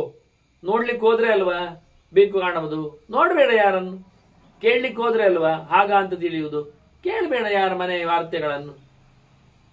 ತಿನ್ಲಿಕ್ಕೆ ಹೋದ್ರೆ ಅಲ್ವಾ ನಿನಗೆ ಅದೇ ಬೇಕು ಅಂತ ಕಾಣುವುದು ಅಂಬೊಡೆ, ತಿನ್ನಲೇಬೇಡ, ನಿನ್ನ ಮನೆಯಲ್ಲಿ ಊಟ ಮಾಡು. ಹೇಗೆ ಗಮ್ಮತ್ತಿದೆ ನೋಡಿ. ಅದರಿಂದ ನಿನ್ನ ಇಂದ್ರಿಯಗಳಿಗೆ ಬಾಗಿಲು ನೀನೇ ಹಾಕಿದ್ರೆ ಗೃಹ ಧರ್ಮರತಃ ವಿದ್ವಾನ್ ಧರ್ಮನಿತ್ಯ ಜಿತಕ್ಲಮಃ. ತಾನೇ ಬೇಸರ ಪಡುವುದು, ಆಯಾಸ ಪಡುವುದು, ತಲೆಬಿಸಿ ಮಾಡಿಕೊಳ್ಳುವುದು, ರೋಗಕ್ಕೆ ತುತ್ತಾಗುವುದು ಬೇಡ. ಗೆದ್ದುಕೋ ನೀನು ನಿನ್ನನ್ನು, ಆಸೆ ಪಡಬೇಡ. ನಿತ್ಯವಾಗಿ ಮನೆಯ ಧರ್ಮ ಏನು ಅದನ್ನು ಕಾಪಾಡು, ಅದನ್ನು ನಡೆಸ್ತವ. ಬಹಳ ಒಳ್ಳೆ ತಿಳುವಳಿಕೆಯನ್ನು ಸಂಪಾದನೆ ಮಾಡು. ನಿತ್ಯ ಧರ್ಮಕರ್ಮದಲ್ಲಿ ತೊಡಗು, ಆಗ ಇನ್ನೊಬ್ಬರ ಯೋಚನೆಗಳು ಬರುವುದಿಲ್ಲ, ಅಧರ್ಮದೆಡೆಗೆ ಮನಸ್ಸು ಸಾಗುವುದಿಲ್ಲ. ನ ಚಾರ್ಥಬದ್ಧ ಕರ್ಮಾಣಿ ಧರ್ಮವ್ವಾ ಕಿಂಚಿದಾಚರೇತ್. ಏನೊಂದು ಕೆಲಸ ಮಾಡುವುದಾದ್ರೂ, ಧರ್ಮವನ್ನೇ ಮಾಡುವುದಾದ್ರೂ ದುಡ್ಡಿಗಾಗಿ ಮಾಡಬೇಡ, ದುಡ್ಡುಂಡು ಅಂತ ಮಾಡಬೇಡ, ದುಡ್ಡು ತೋರಿಸಲು ಮಾಡಬೇಡ. ಧರ್ಮ ದುಡ್ಡಿನಿಂದ ಅಲ್ಲ ಆಗುವಂಥದ್ದು, ಧರ್ಮ ದುಡ್ಡನ್ನು ಕೊಡುವುದು ಇಲ್ಲ. ಹಾಗಾಗಿ ಪ್ರದರ್ಶನಕ್ಕಾಗಿ ಶ್ರೀಮಂತಿಗೆ ಬೂಟಾಟಕದಿಂದ ಏನು ಮಾಡಬೇಡ. ಇದು ಗೃಹಸ್ಥ ನಿಯಮಗಳಲ್ಲಿ. ನಾತ್ಮಾರ್ಥೇ ಪಾಚೇದ್ ಅನ್ನಂ. ನಿನಗೆ ಊಟ ಮಾಡಲಿಕ್ಕೆ ಅನ್ನ ಹಾಕಬೇಡ, ದೇವರ ನೈವೇದ್ಯ ಅಂತ ಮಾಡಿ, ಅತಿಥಿಯಲ್ಲಿ ಕೊಡಲಿಕ್ಕೆ ಅಂತ ಇಡು, ಯಜ್ಞಕ್ಕೆ ಉಪಯೋಗ ಅಂತ ನಡೆಸು. ನಿನಗೆ ತಿನ್ನಲಿಕ್ಕೆ ಅಂತ ಮಾಡಿದ್ರೆ ನೀನು ಹಾಳಾಗ್ತಿ. ಇದು ಗೃಹಸ್ಥನಿಗೆ ನೋಡು ಒಂದು ದೊಡ್ಡ ಪಾಠ. ಎಷ್ಟು ಕಷ್ಟ ನೋಡಿ. ಬರ್ತಾರೆ ಅತಿಥಿಗಳು, ಬರ್ತಾರೆ, ಅವರಿಗಾಗಿ ಅಂತ ಮಾಡ್ಲಿಕ್ಕೆ ಶುರು ಮಾಡಿದಾಗ ಅವ್ರು ಬಂದ ನಂತರ ಕೊಟ್ಟು ಖಾಲಿ ಆದ ನಂತರ ಮತ್ತೆ ಸಂತೋಷ ಪಡಬೇಕು. ಬಾರದೇ ಇದ್ದರೆ ಅಳು ಬರಬೇಕು. ಇವತ್ತು ಅತಿಥಿ ಬರಲಿಲ್ಲ, ಊಟ ಹಾಕಲಿಲ್ಲ, ನಾನೊಬ್ಬನೇ ತಿಂದೆ ಅಲ್ವಾ ಅಂತ. ಕೊನೆ ಪಕ್ಷ ದೇವರಿಗೆ ಸಮರ್ಪಣೆ ಮಾಡಿ ಅಗ್ನಿ ಒಂದಿಷ್ಟಾದರೂ ಅಕ್ಕಿಯನ್ನು ಹಾಕಿ ಅಥವಾ ಅನ್ನವನ್ನು ಹಾಕಿ, ಹೊರಗೆ ಒಂದಿಷ್ಟು ತೋಟಕ್ಕೆ ಏನಾದರೂ ನಡೆಸಿಕೊಟ್ಟು ಬಿಸಾಡಿ ಬಲಿಯನ್ನು ಹರಣ ಮಾಡಿ ಊಟಕ್ಕೆ ಬರಬೇಕು. ತಾನಾಗಿಯೇ ಬೇಯಿಸಿ ತಿನ್ನಬಾರದು ಎನ್ನುವುದು ಗೃಹಸ್ಥನ ದೊಡ್ಡ ನಿಯಮ. ಯಾವುದನ್ನು ನಾತ್ಮಾರ್ತೆ ಪಾಚೇದ್ ಅನ್ನ ಇಟಬಲ್, ತಿನ್ನುವ ಯಾವ ಸಂಗತಿಯನ್ನು ತನಗೋಸ್ಕರ ಅಂತ ಮಾಡಬೇಡ. ಮನೆಯಲ್ಲಿ ನವರ್ಥ ಘಾತೆಯತ್ ಪಶುನ್, ಸುಮ್ಮನೆ ಪ್ರಾಣಿಯನ್ನು ಕೊಲ್ಲಬೇಡ. ಸುಮ್ಮನೆ ಕೊಲ್ಲುವುದು ಅಂದ್ರೆ ತಿನ್ಲಿಕ್ಕೆ ಅಂತ, ತಿನ್ಲಿಕ್ಕೆ ಕೊಲ್ಲಬೇಡ. ಮತ್ತೆ ಯಜ್ಞಯಾಗ ಅಂತೇಳಿ ಪ್ರಾಣಿ ಬಲಿ ಆವತ್ತಿದ್ದದ್ದು ಹಾಗೆ. ಪ್ರಾಣಿ ಬಲಿ ಕೊಡುವುದಾದ್ರೂ ಯಜ್ಞೋಪಯೋಗಿಯಾಗಿ ಅಷ್ಟೇ. ಅದನ್ನು ತರುವಾಗಲೂ ಪ್ರಾಣಿವಾ ಯದಿವಾ ಪ್ರಾಣಿ ಸಂಸ್ಕಾರಂ ಯಜುಷಾರ್ಹತಿ. ನೀವು ಯಜ್ಞಕ್ಕೋಸ್ಕರ ತರುವಾಗ ಯಾವುದೇ ಪದಾರ್ಥಗಳನ್ನು ಉಪಯೋಗಿಸಿಕೊಂಡ್ರದಕ್ಕೊಂದು ಸಂಸ್ಕಾರ ಅಂತ ಉಂಟು. ಸಂಸ್ಕಾರದಲ್ಲಿ ಪಾಪದ ನಿವೃತ್ತಿ ಆಗ್ತದೆ. ಅದೊಂದು ಹೇಳಿಕೊಳ್ಳಲಿಕ್ಕೆ ಉಂಟು. ಪ್ರಾಣಿಗೆ ಸ್ವರ್ಗವನ್ನು ಕಳಿಸುವ ವಿಧಾನವನ್ನು ಕೊಡಲಿಕ್ಕೆ ಉಂಟು. ಅದು ಜಂಗಮ ಆಗಲಿ ಸ್ಥಾವರ ಆಗಲಿ, ಪ್ರಾಣಿ ಜಂಗಮ ನಡೆದಾಡುವಂಥದ್ದು, ಜಡವಾದದ್ದು ಅಪ್ರಾಣಿ. ಆ ಲೆಕ್ಕದಲ್ಲಿ ಪ್ರಾಣ ಇಲ್ಲದ್ದು, ಚೇಷ್ಟೆ ಇಲ್ಲದ್ದು. ಅಂದರೆ ಚೇಷ್ಟೆ ಇಲ್ಲದ್ದು ಅಂದರೆ ಜಡ ಅಂತ ಅರ್ಥ ಅಲ್ಲ. ಚೇಷ್ಟೆ ಇಲ್ಲದ್ದು ಎಲ್ಲ ಕಡೆ ಓಡದೇ ಇರುವಂಥದ್ದು ಸ್ಥಾವರ. ಆ ಲೆಕ್ಕಾಚಾರದಲ್ಲಿ ಸ್ವಂತ ಚಲನೆಯನ್ನು ನಡೆಸಿಕೊಡುವುದಿಲ್ಲ. ಹಾಗಾಗಿ ಮರಮಟ್ಟುಗಳು ಯಜ್ಞೋಪಯೋಗಿ ಆಗ್ತವೆ. ಸಮಿತಿಗಳಿಗೆಲ್ಲ, ಪಾತ್ರೆಗಳಿಗೆಲ್ಲ ಯಜ್ಞದ್ದು. ಹಾಗಾಗಿ ಅವುಗಳನ್ನು ಇವುಗಳನ್ನು ಕಡಿದು ತರುವಾಗ ಹಿಡಿಯುವಾಗ ಎಲ್ಲ ಅವುಗಳನ್ನು ಪ್ರೋಕ್ಷಣೆ ಮಾಡು. ಅದಕ್ಕೆ ಅದರದ್ದೇ ಆದ ಸಂಸ್ಕಾರಗಳಿವೆ, ಅದನ್ನು ನಡೆಸು. ದರ್ಬೆಯಿಂದ ಅದನ್ನು ವೇಷ್ಟನೆ ಮಾಡುವಂತೆ, ಸೂರ್ಯ ಕಿರಣಗಳಿಗೆ ಒಡ್ಡುವಂತೆ ಇರಲಿಕ್ಕೆ, ನೆನೆಸಿ ತರಲಿಕ್ಕೆ. ಹಾಗಾಗಿ ಪ್ರಾಣಿ ಅಂದರೆ ಒಂದು ರೀತಿಯಿಂದ ಬದುಕಿನ ಶಕ್ತಿಯಿಂದಾಗಿ ಬಿಟ್ಟರೆ ವ್ರೀಹಿಯವಗಳು, ದವಸ ಧಾನ್ಯಗಳು, ಸಮಿತಿಗಳು ಇವೆಲ್ಲವನ್ನು ಇಟ್ಕೊಳ್ಳಿಕ್ಕೆ ಬರ್ತದೆ. ಉಳಿದ ಹಂತಗಳಲ್ಲಿ ಎಲ್ಲಕ್ಕೂ ಸಂಸ್ಕಾರ ಇದೆ, ವ್ಯಾಹೃತಿಯ ಪ್ರೋಕ್ಷಣೆಗಳಿವೆ, ತರುವಾಗ ಹೇಳಲಿಕ್ಕಿದೆ, ತೆಗೆದಾಗ ತಿಳಿಸ್ಲಿಕ್ಕಿದೆ. ಪ್ರತಿನಿತ್ಯದ ದೇವರ ಪೂಜೆಗೋಸ್ಕರ ಹೂ ತೆಗೆಯುವಾಗ, ತುಳಸಿ ತೆಗೆಯುವಾಗ ಹೇಳಲಿಕ್ಕುಂಟು, ಕೇಶವಾರ್ಥಂ ಲುನಾಮಿತ್ವಾಮ್ ಅಂತ.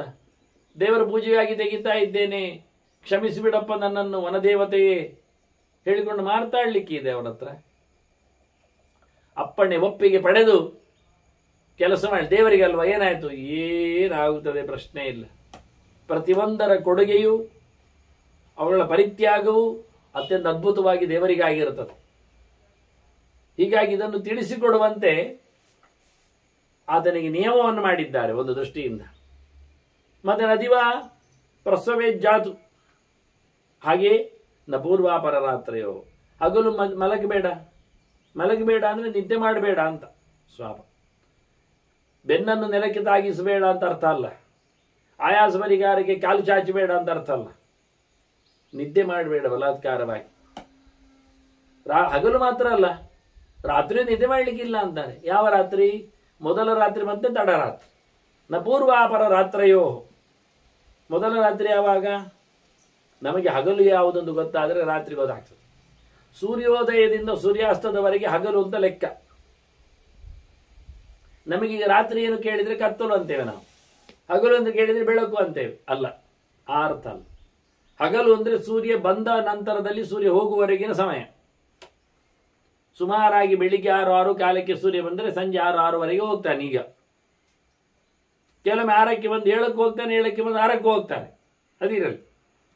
ಈ ಹಗಲು ಎನ್ನುವುದು 4 ಯಾಮ, ಸುಮಾರಾಗಿ 3 ಗಂಟೆ ಹೊತ್ತು. ಸೂರ್ಯ ಕರಾರುವಾಗಿ 6ಕ್ಕೆ ಬಂದು 6ಕ್ಕೆ ಹೋದರೆ 12 ಗಂಟೆ. ಆದ್ದರಿಂದ ಹಗಲು 4 ಯಾಮಕ್ಕೆ 3 ಗಂಟೆ ಆಗ್ತದೆ. ಆದರೆ ಅವನು ಬೇಗ ಬಂದು ತಡ ಹೋದರೆ 3 ಗಂಟೆ ಪ್ಲಸ್ ಆಗ್ತದೆ. ಅವನು ತಡ ಬಂದು ಬೇಗ ಹೋದರೆ 3 ಗಂಟೆಗೆ ಮೈನಸ್ ಆಗ್ತದೆ ಕೆಲವು ನಿಮಿಷಗಳು. ಆದ್ದರಿಂದ ಇದಿಷ್ಟು ಹಗಲು ಮಲಗಲಿಕ್ಕಿಲ್ಲ ಹೇಳಿಬಿಟ್ರು ಅವರು. 12 ಗಂಟೆ ಅಂದರೆ ಸೂರ್ಯೋದಯದಿಂದ ಸೂರ್ಯಾಸ್ತದವರೆಗೆ 4 ಯಾಮಗಳು. ಸೂರ್ಯ ಹೋದ ಬಳಿಕ ಮೊದಲ ಯಾಮ ಉಂಟಲ್ಲ, ಸುಮಾರು 3 ಗಂಟೆ -6+, ಆಗ ಮಲಗಲಿಕ್ಕಿಲ್ಲ. ಸೂರ್ಯ ಹೋಗಿ 3 ಗಂಟೆ ನಂತರ ಮಲಗಬೇಕು. ಮತ್ತೆ ಸೂರ್ಯ ಬರುವ ಮುಂಚೆ, ಬೆಳಿಗ್ಗೆ ಆಗುವ ಮುಂಚೆ 3 ಗಂಟೆ ಮೊದಲು ಮಲಗಲಿಕ್ಕಿಲ್ಲ. ನ ಪೂರ್ವ ಪರರಾತ್ರಿಯೋ, ಪೂರ್ವರಾತ್ರ ಅಪರರಾತ್ರ, ರಾತ್ರಿಯ ಮೊದಲು ಮತ್ತೆ ರಾತ್ರಿಯ ನಂತರ. ಸೂರ್ಯ ಹೋದ ಬಳಿಕ 3 ಗಂಟೆ ಮಲಗಲಿಕ್ಕಿಲ್ಲ. ಸೂರ್ಯ ಬರುವ 3 ಗಂಟೆ ಮೊದಲು ಮಲಗಲಿಕ್ಕೆ +or-3 hours. ಅದು ಬ್ರಾಹ್ಮ ಮುಹೂರ್ತ. ನಡುವೆ 2 ಯಾಮ ಉಂಟಲ್ಲ, 6 ಗಂಟೆ, ಅದರಲ್ಲಿ ಮಲಗಲಿಕ್ಕೆ. ಸುಮಾರಾಗಿ 7 ಗಂಟೆ ಅಸ್ತ ಆದರೆ 10 ಗಂಟೆ ನಂತರ ಮಲಗಲಿಕ್ಕೆ. 6 ಗಂಟೆ ಉದಯ ಆದರೆ 3 ಗಂಟೆ ಮೊದಲು 3 ಗಂಟೆ ಹೊತ್ತಿನಲ್ಲಿ ಏಳಲಿಕ್ಕೆ. ಇಷ್ಟು. ಆ ಮಧ್ಯದಲ್ಲಿ ಮಲಗಲಿಕ್ಕೆ. ಆ ಮಧ್ಯದಲ್ಲಿ ಓಡಾಡಲಿಕ್ಕಿಲ್ಲ. ವಾಹನ ಸಂಚಾರ, ಆಟೋಪಚಾರ, ಊಟ ವ್ಯವಸ್ಥೆ ಇದೆಲ್ಲ ಇಲ್ಲ. ಅದು ಮಧ್ಯರಾತ್ರಿಯಿಂದ ಅರ್ಥ. ಆಗ ಏನು ನೀರು ಕುಡಿಲಿಕ್ಕಿಲ್ಲ, ಸ್ನಾನ ಮಾಡಲಿಕ್ಕಿಲ್ಲ. ಅಂದರೆ ಸ್ಪೆಷಲ್ ಸ್ನಾನಕ್ಕೆ ವ್ಯವಸ್ಥೆ ಇದೆ ಹುಟ್ಟು ಸಾವುಗಳಿಗೆ, ಅದು ಬಿಟ್ಟು ನಿತ್ಯ ಸ್ನಾನ ಅದು ಮೈಲಿಗೆ. ಆಗ ಸ್ನಾನ ಮಾಡಿದರೆ ತಪ್ಪು. ಅವನು ಅಡುಗೆ ಮಾಡಿದರೆ ಪೂರಾ ಎಸೆಯಬೇಕಾದ್ದು. ಅದು ರಾಕ್ಷಸರ ಕಾಲ. ಮಾಡಿದ್ದೆಲ್ಲವೂ ಅವರಿಗೆ ಸಂದಾಯ ಆಗ್ತದೆ. ಹಾಗಾಗಿ ಆ ನಡುವಿನ 6 ಗಂಟೆ ಹೊತ್ತು ಅದು ಸ್ವಲ್ಪ ಹೆಚ್ಚು ಕಡಿಮೆ ಆಗ್ತದೆ ಯಾಮದ ಲೆಕ್ಕಾಚಾರದಲ್ಲಿ. ಆ ಹೊತ್ತು ಮಲಗಲಿಕ್ಕೆ, ವಾಸ್ತವವಾಗಿ ಆ ಹೊತ್ತು ಮಲಗಲಿಕ್ಕೆ ಅದಕ್ಕಿಂತ ಮೊದಲು ಮತ್ತೆ ಅಲ್ಲ. ಇದನ್ನು ಬಹಳ ಸುಂದರವಾಗಿ ಹೇಳಿದ್ದು. ನಬುಂಜೀತ ಅಂತರಾ ಕಾಲೆ, ನಡುವೆ ತಿನ್ನಲಿಕ್ಕೂ ಬಾರದು. ನಡುವೆ ತಿನ್ನುವುದು ಅಂದರೆ ಮಧ್ಯಾಹ್ನ ಊಟ ಆದ ನಂತರ ಏನು ತಿನ್ನಲಿಕ್ಕಿಲ್ಲ, ರಾತ್ರಿ ಊಟದವರೆಗೆ. ರಾತ್ರಿ ಊಟ ಯಾವಾಗ ಗೊತ್ತಾಯ್ತು ನಿಮಗೆ? ರಾತ್ರಿ ಮೊದಲ ಯಾಮ ಕಳೆಯುವ ಮುಂಚೆ. ಅದರ ಎಡೆಯಲ್ಲಿ ಯಾವತ್ತೂ ತಿನ್ನಬಾರದು. ಬ್ರೇಕ್. ಅಷ್ಟು ಚೆನ್ನಾಗಿರಬೇಕು. ಅಗ್ನಿಹೋತ್ರದ ವ್ಯವಸ್ಥೆ ಇದ್ದಾಗೆ ಅದು ಪ್ರತಿನಿತ್ಯ ಊಟ ಅಂದರೆ. ಹಾಗಾಗಿ ಅದನ್ನು ವ್ಯವಸ್ಥಿತವಾಗಿ ನಡೆಸಿಕೊಡು. ನಾನೃತವು ಆಹ್ವಯೇತ್ ಸ್ತ್ರೀಯಂ, ಅವಳನ್ನು, ಹೆಂಡತಿಯನ್ನು ಋತುಕಾಲದ ನಂತರದಷ್ಟೇ ಕರೀಲಿಕ್ಕೆ ಮಾಸಿಕವಾಗಿ. ಮತ್ತು ಯಾವಾಗಲೂ ಪುರುಷೋತ್ತಾದಾಗ ಎಲ್ಲ ಅಲ್ಲ. ಅವಳ ಋತುಭಂಗ ಆಗದಂತೆ 4ರ ನಂತರದಲ್ಲಿ 16 ದಿನದವರೆಗೆ, ಅದು ಮತ್ತೊಂದು ಕಡೆಯಲ್ಲಿ ಹೇಳಿದ್ದಾರೆ ವ್ಯಾಸರೇ. ಅವಳಲ್ಲಿ ಆತ ಮಗುವನ್ನು ಪಡೀಲಿಕ್ಕೆ ವ್ಯವಸ್ಥೆ ಇದೆ ಅಂತ. ಬೇರೆ ಸಮಯದಲ್ಲಿ ತನ್ನ ಹೆಂಡತಿಯನ್ನಾದರೂ ಆತ ಉಪಯೋಗಿಸಿಕೊಳ್ಳುವಂತೆ ಇಲ್ಲ. ಆ ನಮೂನೆ ಅವರ ದೀಕ್ಷೆಗಳು, ನಿಯಮಗಳು. ನಾಸ್ಯಾನಷ್ಟನ್ನ ಗೃಹೇ ವಿಪ್ರಹ ವಸೇತ್ ಕಶ್ಚಿತ್ ಅಭೂಜಿತ. ಯಾರಾದರೂ ಒಬ್ಬ ತಿಳಿದವ, ಬ್ರಾಹ್ಮಣ, ಜ್ಞಾನಿಯಾದವ ಯಾವೊಬ್ಬನ ಮನೆಯಲ್ಲಿಯೂ ಧರ್ಮಕ್ಕಿರಬಾರದು, ಸುಮ್ಮನೆ ಇರಬಾರದು. ತಿನ್ನಲಿಕ್ಕಲ್ಲದೆ ಇರಲಿಕ್ಕಿಲ್ಲ, ಗೌರವ ಇಲ್ಲದೆ ಬರಬಾರದು. ಬರಲಿಕ್ಕೆ ಹೇಳಿ ಅವನನ್ನು ಗೌರವಿಸಿದರೆ ಅಲ್ಲಿ ಬರಲಿಕ್ಕೆ. ಅದು ಸುಮ್ಮನೆ ಅಲ್ಲ, ಊಟಕ್ಕಿದ್ರೆ. ಊಟಕ್ಕಿಲ್ಲದೆ ಯಾವತ್ತು ಸುಮ್ಮನೆ ಇದ್ದಾನೆ, ಊಟ ಅಲ್ಲಿಲ್ಲ, ಅತಿ ಸತ್ಕಾರ ಇಲ್ಲ, ಗೌರವ ಕೊಡೋದಿಲ್ಲ ಅವರು, ಹಾಗಾಗಿ ಸುಮ್ಮನೆ ಇರ್ತಾನೆ ಹೇಳಿದ್ರದ್ದು ತಪ್ಪು.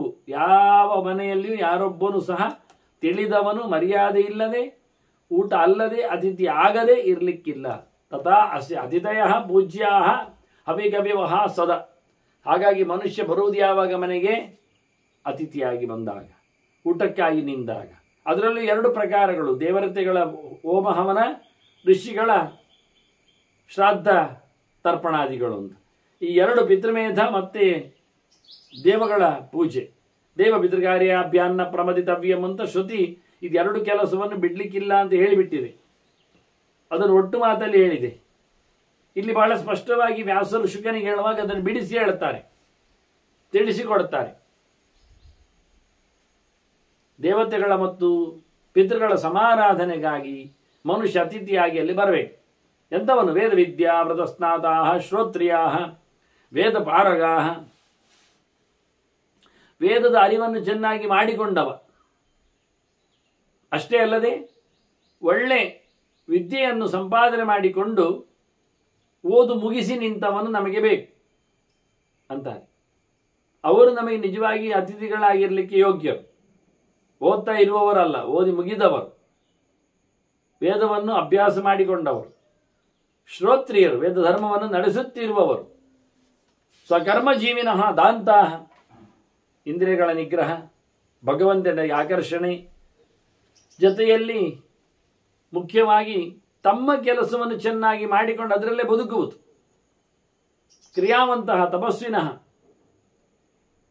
ಕೆಲಸ ಇದೆ ಅಂದ ತಕ್ಷಣ ದೇವರನ್ನು ಮರಿತಾರೆ ಅಂತಲ್ಲ, ದೇವರನ್ನು ನೆನೀತಾರೆ ಅಂದ ತಕ್ಷಣ ತಮ್ಮ ಕೆಲಸವನ್ನು ಬಿಟ್ಟಿದ್ದಾರೆ ಅಂತಲ್ಲ. ಕೆಲಸದಲ್ಲಿಯೇ ಸ್ವಕರ್ಮಣ ತಮಭ್ಯರ್ಚ್ಯ, ಭಗವಂತನ ಸೇವೆ ಅಂತ ಮಾಡ್ತಾ ಅವನು ಮೆರೆಯಬೇಕು, ಒಳ್ಳೆಯವನಾಗಬೇಕು. ಹಾಗಾಗಿ ಕ್ರಿಯಾವಂತಹ ತಪಸ್ವಿನಃ, ಎಲ್ಲ ಕೆಲಸ ಮಾಡಬೇಕು, ತಪಸ್ವಿಯಾಗಿರಬೇಕು, ವೈದಿಕ ಜ್ಞಾನವನಲ್ಲಿರಬೇಕು.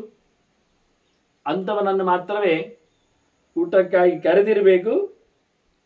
ಅವನಷ್ಟಕ್ಕೋಸ್ಕರ ಮನೆಗೆ ಹೋಗಿರಬೇಕು, ಮತ್ತೆ ಯಾವುದಕ್ಕೂ ಅಲ್ಲ. ಇನ್ನು ಕೆಲವರಿದ್ದಾರೆ, ಅವರಿಗೆಲ್ಲ ಊಟ ಹಾಕಬಾರ್ದು ಅಂತಾನೆ. ಅರ್ಥ ಆಗುವುದಿಲ್ಲ ಅದು ಕೆಲವೊಮ್ಮೆ ವಾಕ್ಯಗಳು. ನಕರೈಹಿ ಅಂತಾನೆ.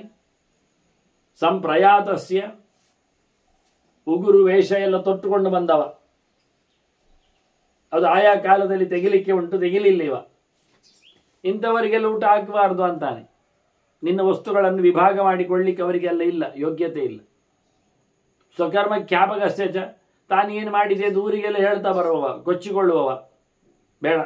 ಒಬ್ಬ ಮಾಡದವ, ಒಬ್ಬ ಕೊಚ್ಚಿಕೊಂಡವ, ಇಬ್ಬರಿಗೂ ನೀನು ಮನ್ನಣೆ ಕೊಡಬೇಡ. ಅವರು ನಮಗೆ ಊಟಕ್ಕೆ ಬರುವವರಲ್ಲ, ವಾಸ್ತವವಾಗಿ ಅವರನ್ನು ಕರಿಬಾರದು. ಅಪವಿದ್ದಾಗಿನ ಹೋತ್ರಸ್ಯ, ಯಜ್ಞೆಯಾಗಿ ಯಾರು ಮಾಡಿಸುವುದಿಲ್ಲ ಅವನನ್ನು ಊಟಕ್ಕೆ ಕರೀಲಿಕ್ಕಿಲ್ಲ.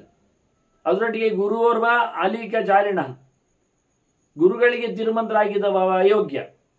ಅಥವಾ ನಮ್ಮ ವಿಷಯದಲ್ಲಿ ತಾರ್ಕಿಕವಾಗಿ ವಿರೋಧಗಳು ಹೇಳಿದ ಮುಖ್ಯವಾಗಿ ಗುರುಗಳೇ ಆಗಿದ್ರು, ಅವರಿಗೂ ಊಟ ಕೊಡಲಿಕ್ಕಿಲ್ಲ, ಅವರನ್ನು ಕರೆಯಲಿಕ್ಕಿಲ್ಲ. ಅವರು ತಪ್ಪುಗಾರರಿದ್ದಾರೆ, ಅದರಿಂದ ಬಹಳ ದೊಡ್ಡದಾದ ಅನರ್ಥವನ್ನು ತಯಾರು ಮಾಡ್ತಾ ಇದ್ದಾರೆ. ಹೀಗೆ ತಿಳಿದು ಜನರನ್ನು ಹವ್ಯಕವಿಗಳಿಗೆ ಕರೀಲಿಕ್ಕೆ ಉಂಟು. ಹಾಗೆ ಸಮೀವಾಗ ನಭೂತಾನಾಂ ಸರ್ವೇಷಾಮೇವ ಶಿಷ್ಯತೆ, ಎಲ್ಲರಿಗೂ ಎಲ್ಲವನ್ನು ಕೊಡಲಿಕ್ಕೆ ಬರ್ತದೆ ಅಂತಾದರೂ ಇಂಥವರಿಗೆ ಯಾವುದೇ ರೀತಿಯಾಗಿಯೂ ಸಹ ದಾನ ಧರ್ಮಗಳು ಇಲ್ಲ. ತಥೈವ ಅಪಜಯಾನೇಭ್ಯ, ಅಡುಗೆ ಮಾಡದವನಿಗೆ ಊಟಕ್ಕೆ ಕೊಡಬೇಡಿ ಅಂತಾನೆ. ಮನೆಯನ್ನು ಖಾಲಿ ಮಾಡಿಕೊಂಡು ಬಂದವನಿಗೆ ಯಾಕೆ ಕೊಡಬೇಕು? ಕೊಡಬಾರ್ದು ಅಂತ, ಕೊಡ್ಲಿಕ್ಕಿಲ್ಲ ಅಂತ ಹೇಳ್ತಾನೆ. ವಾಸ್ತವವಾಗಿ ಪ್ರದೇಯಂ ಗೃಹಮೇಧಿನ, ಇಂಥವರಿಗೆಲ್ಲ ಕೊಡದೆ ಒಳ್ಳೆ ರೀತಿಯಿಂದ ಗಾರಸ್ಥ್ಯವನ್ನು ಮೆರೆಯಿಸಬೇಕು ಅವನು. ಇವನು ಊಟ ಮಾಡುವಂಥ ಅನ್ನ ಹೇಗಿರುತ್ತದೆ? ಅಮೃತಂ ಯಜ್ಞಶೇಷಂತು ಭೋಜನಂ ಅವಿಶಾಸನಂ. ಅಗ್ನಿಗೆ ಆಹುತಿ ಕೊಟ್ಟಷ್ಟು ಸಮಯ ಯಾವುದು ಕೇಳಿದರೆ ಇವನ ಅಮೃತಾಶನ. ಅದು ಹೇಗೆ? ಯಜ್ಞಶೇಷ. ಯಜ್ಞದಲ್ಲಿ ಏನು ಉಳಿದುಕೊಳ್ತದೆ ಅದನ್ನು ತಿನ್ನುವುದರಲ್ಲೇ ಬದುಕಬೇಕು ಅವನು, ಯಜ್ಞ ಮಾಡುವವನು. ಅಷ್ಟೇ ಒಂದನ್ನು ಧರ್ಮವನ್ನು ಗಟ್ಟಿ ಮಾಡಿಕೊಂಡವನು. ಹೀಗಾಗಿ ಅತ್ಯಂತ ಪ್ರಶಸ್ತವಾದ ಊಟ ಅದು ಅಮೃತದ ಊಟ. ಇನ್ನೊಂದು ವಿಗಸಾಶಿ ಅಂತ ಹೇಳ್ತಾರೆ, ಪಾಪ ಇಲ್ಲದೆ ಊಟ ಮಾಡುವವರಿದ್ದಾರೆ ಅಂತ. ಅವನಿಗೂ ಲೆಕ್ಕಾಚಾರ ಕೊಡ್ತಾರೆ, ಹೇಗಿರ್ತಾನೆ ಅಂತ, ಹೇಗೆ ಅಂತ. ಭೃತ್ಯಶೇಷಂತು ಯೋಷ್ಣಾದಿ ತಮಾಹು ವಿಗಸಾಶಿನ. ಮನೆ ಮಂದಿಗೆಲ್ಲ ಊಟ ಹಾಕಿ ಕೊನೆಗೆ ಯಾರು ಊಟ ಮಾಡ್ತಾನೆ ಅವನು ನಿಜವಾಗಿ ವಿಗಸಾಶಿ. ಮನೆ ಮಂದಿಯನ್ನು, ಆಳುಕಾಳುಗಳನ್ನು, ಬಂದ ಅತಿಥಿಗಳನ್ನು, ಸಂಬಂಧಿಗಳನ್ನೆಲ್ಲ ಊಟ ಮಾಡಿಸಿ ಕೊನೆಗೆ ತಿನ್ನುವಮ. ಧರ್ಮರಾಜ ಕಾಡಿನಲ್ಲಿ ವನವಾಸದಲ್ಲಿದ್ದಾಗ ಹೀಗೆ ಮಾಡಿದ್ದ. ಅದನ್ನು ನೆನಪಿಸಿಕೊಡ್ತಾರೆ ಭೀಷ್ಮರು ಹಾಗೆ ಹೇಳುತ್ತಾ ಅವನಿಗೆ. ಯಾರು ನಿಜವಾಗಿ ಕೊನೆಯಲ್ಲಿ ಎಲ್ಲರನ್ನು ಊಟಗೊಳಿಸಿ ಅವರನ್ನು ಸಂತೃಪ್ತಿಗೊಳಿಸಿ ಸಂತೋಷದಿಂದ ತನ್ನ ಊಟವನ್ನು ಮಾಡ್ತಾನೋ ಅವನು ಒಳ್ಳೆಯವನು, ವಿಗಸಾಸಿ ಅಂತ ಕರೆಯಲ್ಪಡ್ತಾನೆ. ಅವನ ಬಗ್ಗೆ ಚಿಂತನೆಯನ್ನು ಕೊಟ್ಟರು ಇವರು.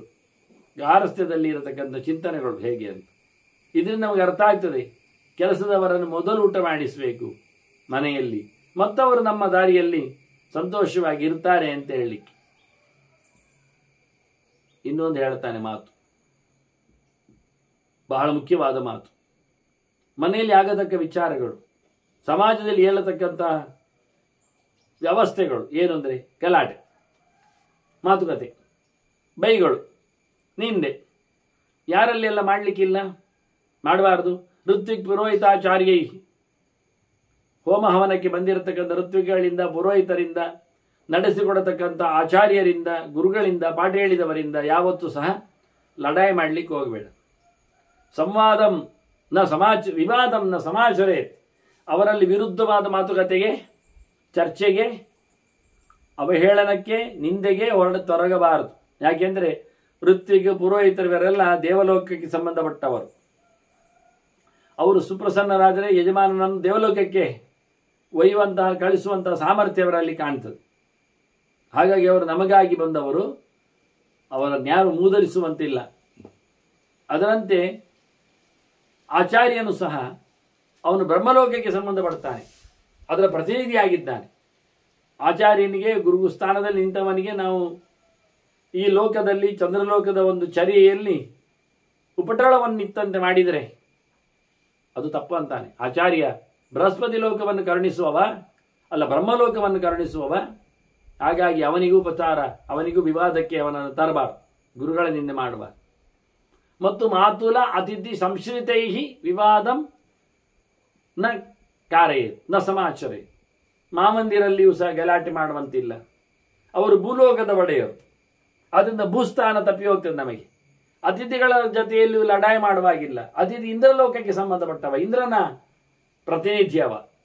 ನಮ್ಮನ್ನು ಮತ್ತೆ ಆಶ್ರಯಿಸಿಕೊಂಡವರಿದ್ದಾರೆ, ಅವರನ್ನು ವಿರೋಧ ಮಾಡಬಾರದು. ಪಾಪ ಅಂತ ಹೇಳಿ ಬಂದಿದ್ದಾರೆ, ನಾಳೆ ಅವರಿಗೆ ಬೈತಾ ಕೂತ್ರೆ ಅದನ್ನು ಆಶ್ರಿತರು ಇರ್ತಾರೆ.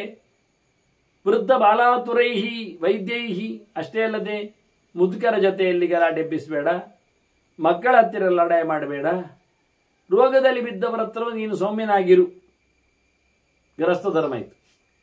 ಇವರೆಲ್ಲ ಎಂಥದಕ್ಕೆ ಕೇಳಿದರೆ ಇವರೆಲ್ಲ ಆಕಾಶಕ್ಕೆ ಅಭಿಮಾನಿಗಳಂತೆ, ಮೇಲಿನ ಲೋಕತ್ತು. ಹಾಗಾಗಿ ನಮಗೆ ಸುಗಮವಾದ ಆಕಾಶ ತತ್ವದ ಮಣಿತಕ್ಕೆ ಇವರನ್ನೆಲ್ಲ ನಾವು ಬಾಯಿ ಮುಚ್ಚುವಂತೆ ಮಾಡಬೇಕು, ಇವರನ್ನು ಸಮಾಧಾನಗೊಳಿಸಬೇಕು, ಇವರ ಉಪಕಾರಗಳನ್ನು ನಡೆಸಬೇಕು. ಕೇವಲ ವೃದ್ಧ ಬಾಲಾತರು ಅಷ್ಟೇ ಅಲ್ಲ, ಒಂದು ಸೇರಿಸ್ತಾರೆ ವ್ಯಾಸರು, ಕೃಷರು ಅಂತ. ವೃದ್ಧರು ಕೃಷರು ಹೇಳುವಾಗ ಖುಷಿ ಇರ್ತದೆ. ಪಿಂಕಿದವ ಮತ್ತೆ ನರಪೇತನಾಗಿ ಕೂತವ ಅಂತ. ದಪ್ಪನೆ ಬಿದ್ದುಕೊಂಡಿದ್ದಾರೆ, ಬೆಳೆದು ನಿಂತಿದ್ದಾರೆ, ಅವರಿಗೆ ಪಾಪ ಸಹಾಯ ಮಾಡಬೇಕು. ತೆಳ್ಳಗೆ ಆಗಿ ಹೋಗಿದ್ದಾರೆ, ಅವರನ್ನು ಮತ್ತೆ ಸರಿ ಮಾಡಬೇಕು, ಅವರಿಗೂ ಸಹಾಯ ಮಾಡಬೇಕು. ಹಾಗೆ ಇವರು ಹೇಳುವಾಗ ವೃದ್ಧ ಬಾಲ ಆತುರ ಇರುವಿನಲ್ಲಿ ವೃದ್ಧ ಶಬ್ದಕ್ಕೆ ವೃದ್ಧ, ಅದರ ಜೊತೆಯಲ್ಲಿ ಕೃಷ, ಭಾರಿ ಬೆಳೆದಿದ್ದಾನೆ, ಅವನಿಗೆ ಅಲ್ಲಾಡುವುದಿಲ್ಲ ಧರ್ಮ ಮಾಡಲಿಕ್ಕೆ, ಕಂಡಾಬಟ್ಟೆ ಲೀನಾಗಿದೆ, ಸಪೂರಾಗಿ ಹೋಗಿದ್ದಾನೆ, ವೀಕ್ನೆಸ್ ಬಂದಿದೆ ಅಂಥವನಿಗೆ ಕಷ್ಟ ಮಾಡುವಂಥ. ಅಂದ್ರೆ ಇವರ ಮೇಲೆಲ್ಲ ವಿವಾದ ಮಾಡಲಿಕ್ಕೆ, ಗಲಾಟೆ ಮಾಡಲಿಕ್ಕೆ, ತಮಾಷೆ ಮಾಡಲಿಕ್ಕೆ ಅವರಲ್ಲಿ ಹೋಗಬೇಡ. ವೈದ್ಯರ ಜೊತೆಯಲ್ಲಿಯೂ ಆಗಬಾರ್ದು ಅಂತಾರೆ. ವೈದ್ಯರಲ್ಲಿಯೂ ನಾವು ಲಡಾಯಿ ಮಾಡಿದರೆ ಅವರು ಮತ್ತೆ ನಮಗೆ ಒಂದಕ್ಕೆ ಒಂದೂವರೆ ಮಾತ್ರೆ ಕೊಟ್ಟರೆ ಅದು ಸತ್ಯ. ಯಾವಾಗ ಕೊಡ್ತಾರೆ ಗೊತ್ತಿಲ್ಲ, ಮಾತ್ರೆ ಬೇರೆ ಮಾಡಿದರೆ ಅವರು ಇದು ಒಳ್ಳೆದುಂಟು ಹೇಳಿ 4 ದಿನದಲ್ಲೇ ಲಗಾಡಿ ಹೋಗೋ ಮಾತ್ರೆ ಕೊಟ್ಟರೆ ಅದನ್ನು ವೈದ್ಯರಲ್ಲಿಯೂ ಗಲಾಟೆ ಮಾಡಲಿಕ್ಕೆ ಹೋಗಬೇಕು. ಅವ್ರಿಗೆ ಭಯಂಕರ ಬೇಗ ಸಿಟ್ಟು ಬರ್ತದೆ, ಅವ್ರು ತಯಾರಿರ್ತಾರೆ ಯುದ್ಧಕ್ಕೆ ಅಂತ. ಆದರೆ ಇವತ್ತು ಬೇಡ ಅಂತ ನಾವು ಅಲ್ಲಾಡಿದ್ರೆ ಭಾರಿ ಖುಷಿ ಆಗ್ತದೆ, ಅವರಿಗೆ ಒಂದು ದಿನ ಪುರುಸೋ ಸಿಕ್ಕಿದ್ದಲ್ಲ ಅಂತ. ಹಾಗಾಗಿಂತ ವೈದ್ಯರ ಜೊತೆಯಲ್ಲಿಯೂ ಬೇಡ. ಮತ್ತು ಜ್ಞಾತಿ ಸಂಬಂಧಿ ಬಾಂಧವೈ, ಜ್ಞಾತಿಗಳು ಇದು ವೈಶ್ವದೇವ ಲೋಕಕ್ಕೆ ಸಂಬಂಧಪಟ್ಟಂತೆ ವಿಶ್ವದೇವತೆಗಳನ್ನು ಆಡೋದು. 10 ವಿಶ್ವದೇವತೆಗಳು ಇದ್ದಾರೆ, ನಮ್ಮ ಜ್ಞಾತಿಗಳು ಹಾಗೆ ಸಂಬಂಧಿಗಳೆಲ್ಲ ಜ್ಞಾತಿಗಳೆಂದು ತಿಳಿದವ ಜ್ಞಾತಯ. ಮತ್ತು ಸಂಬಂಧಿಗಳು ಬಾಂಧವರು, ಅವರು ಹಾಗೆ ಇದ್ದಾರೆ, ನಮ್ಮೊಟ್ಟಿಗೆ ಇದ್ದಾರೆ. ಅವರು ಸಹ ಅವರ ಜೊತೆಯಲ್ಲಿ ಹೋರಾಟವನ್ನು ವಿವಾದವನ್ನೆಲ್ಲ ನಡೆಸಲಿಕ್ಕೆ ಹೋಗಬಾರದು.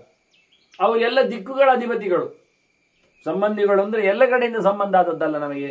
ಅದರ 10 ದಿಕ್ಕಿನ ಅಧಿಪತಿಗಳಂತೆ ಅವರು ಇದ್ದಾರೆ. ನಾವು ಅವರ ಜೊತೆ ವಿವಾದ ಮಾಡಿದರೆ ದಿಗಭಿಮಾನಿ ದೇವತೆಗಳಿಗೆ ಕೋಪ ಬರ್ತದೆ.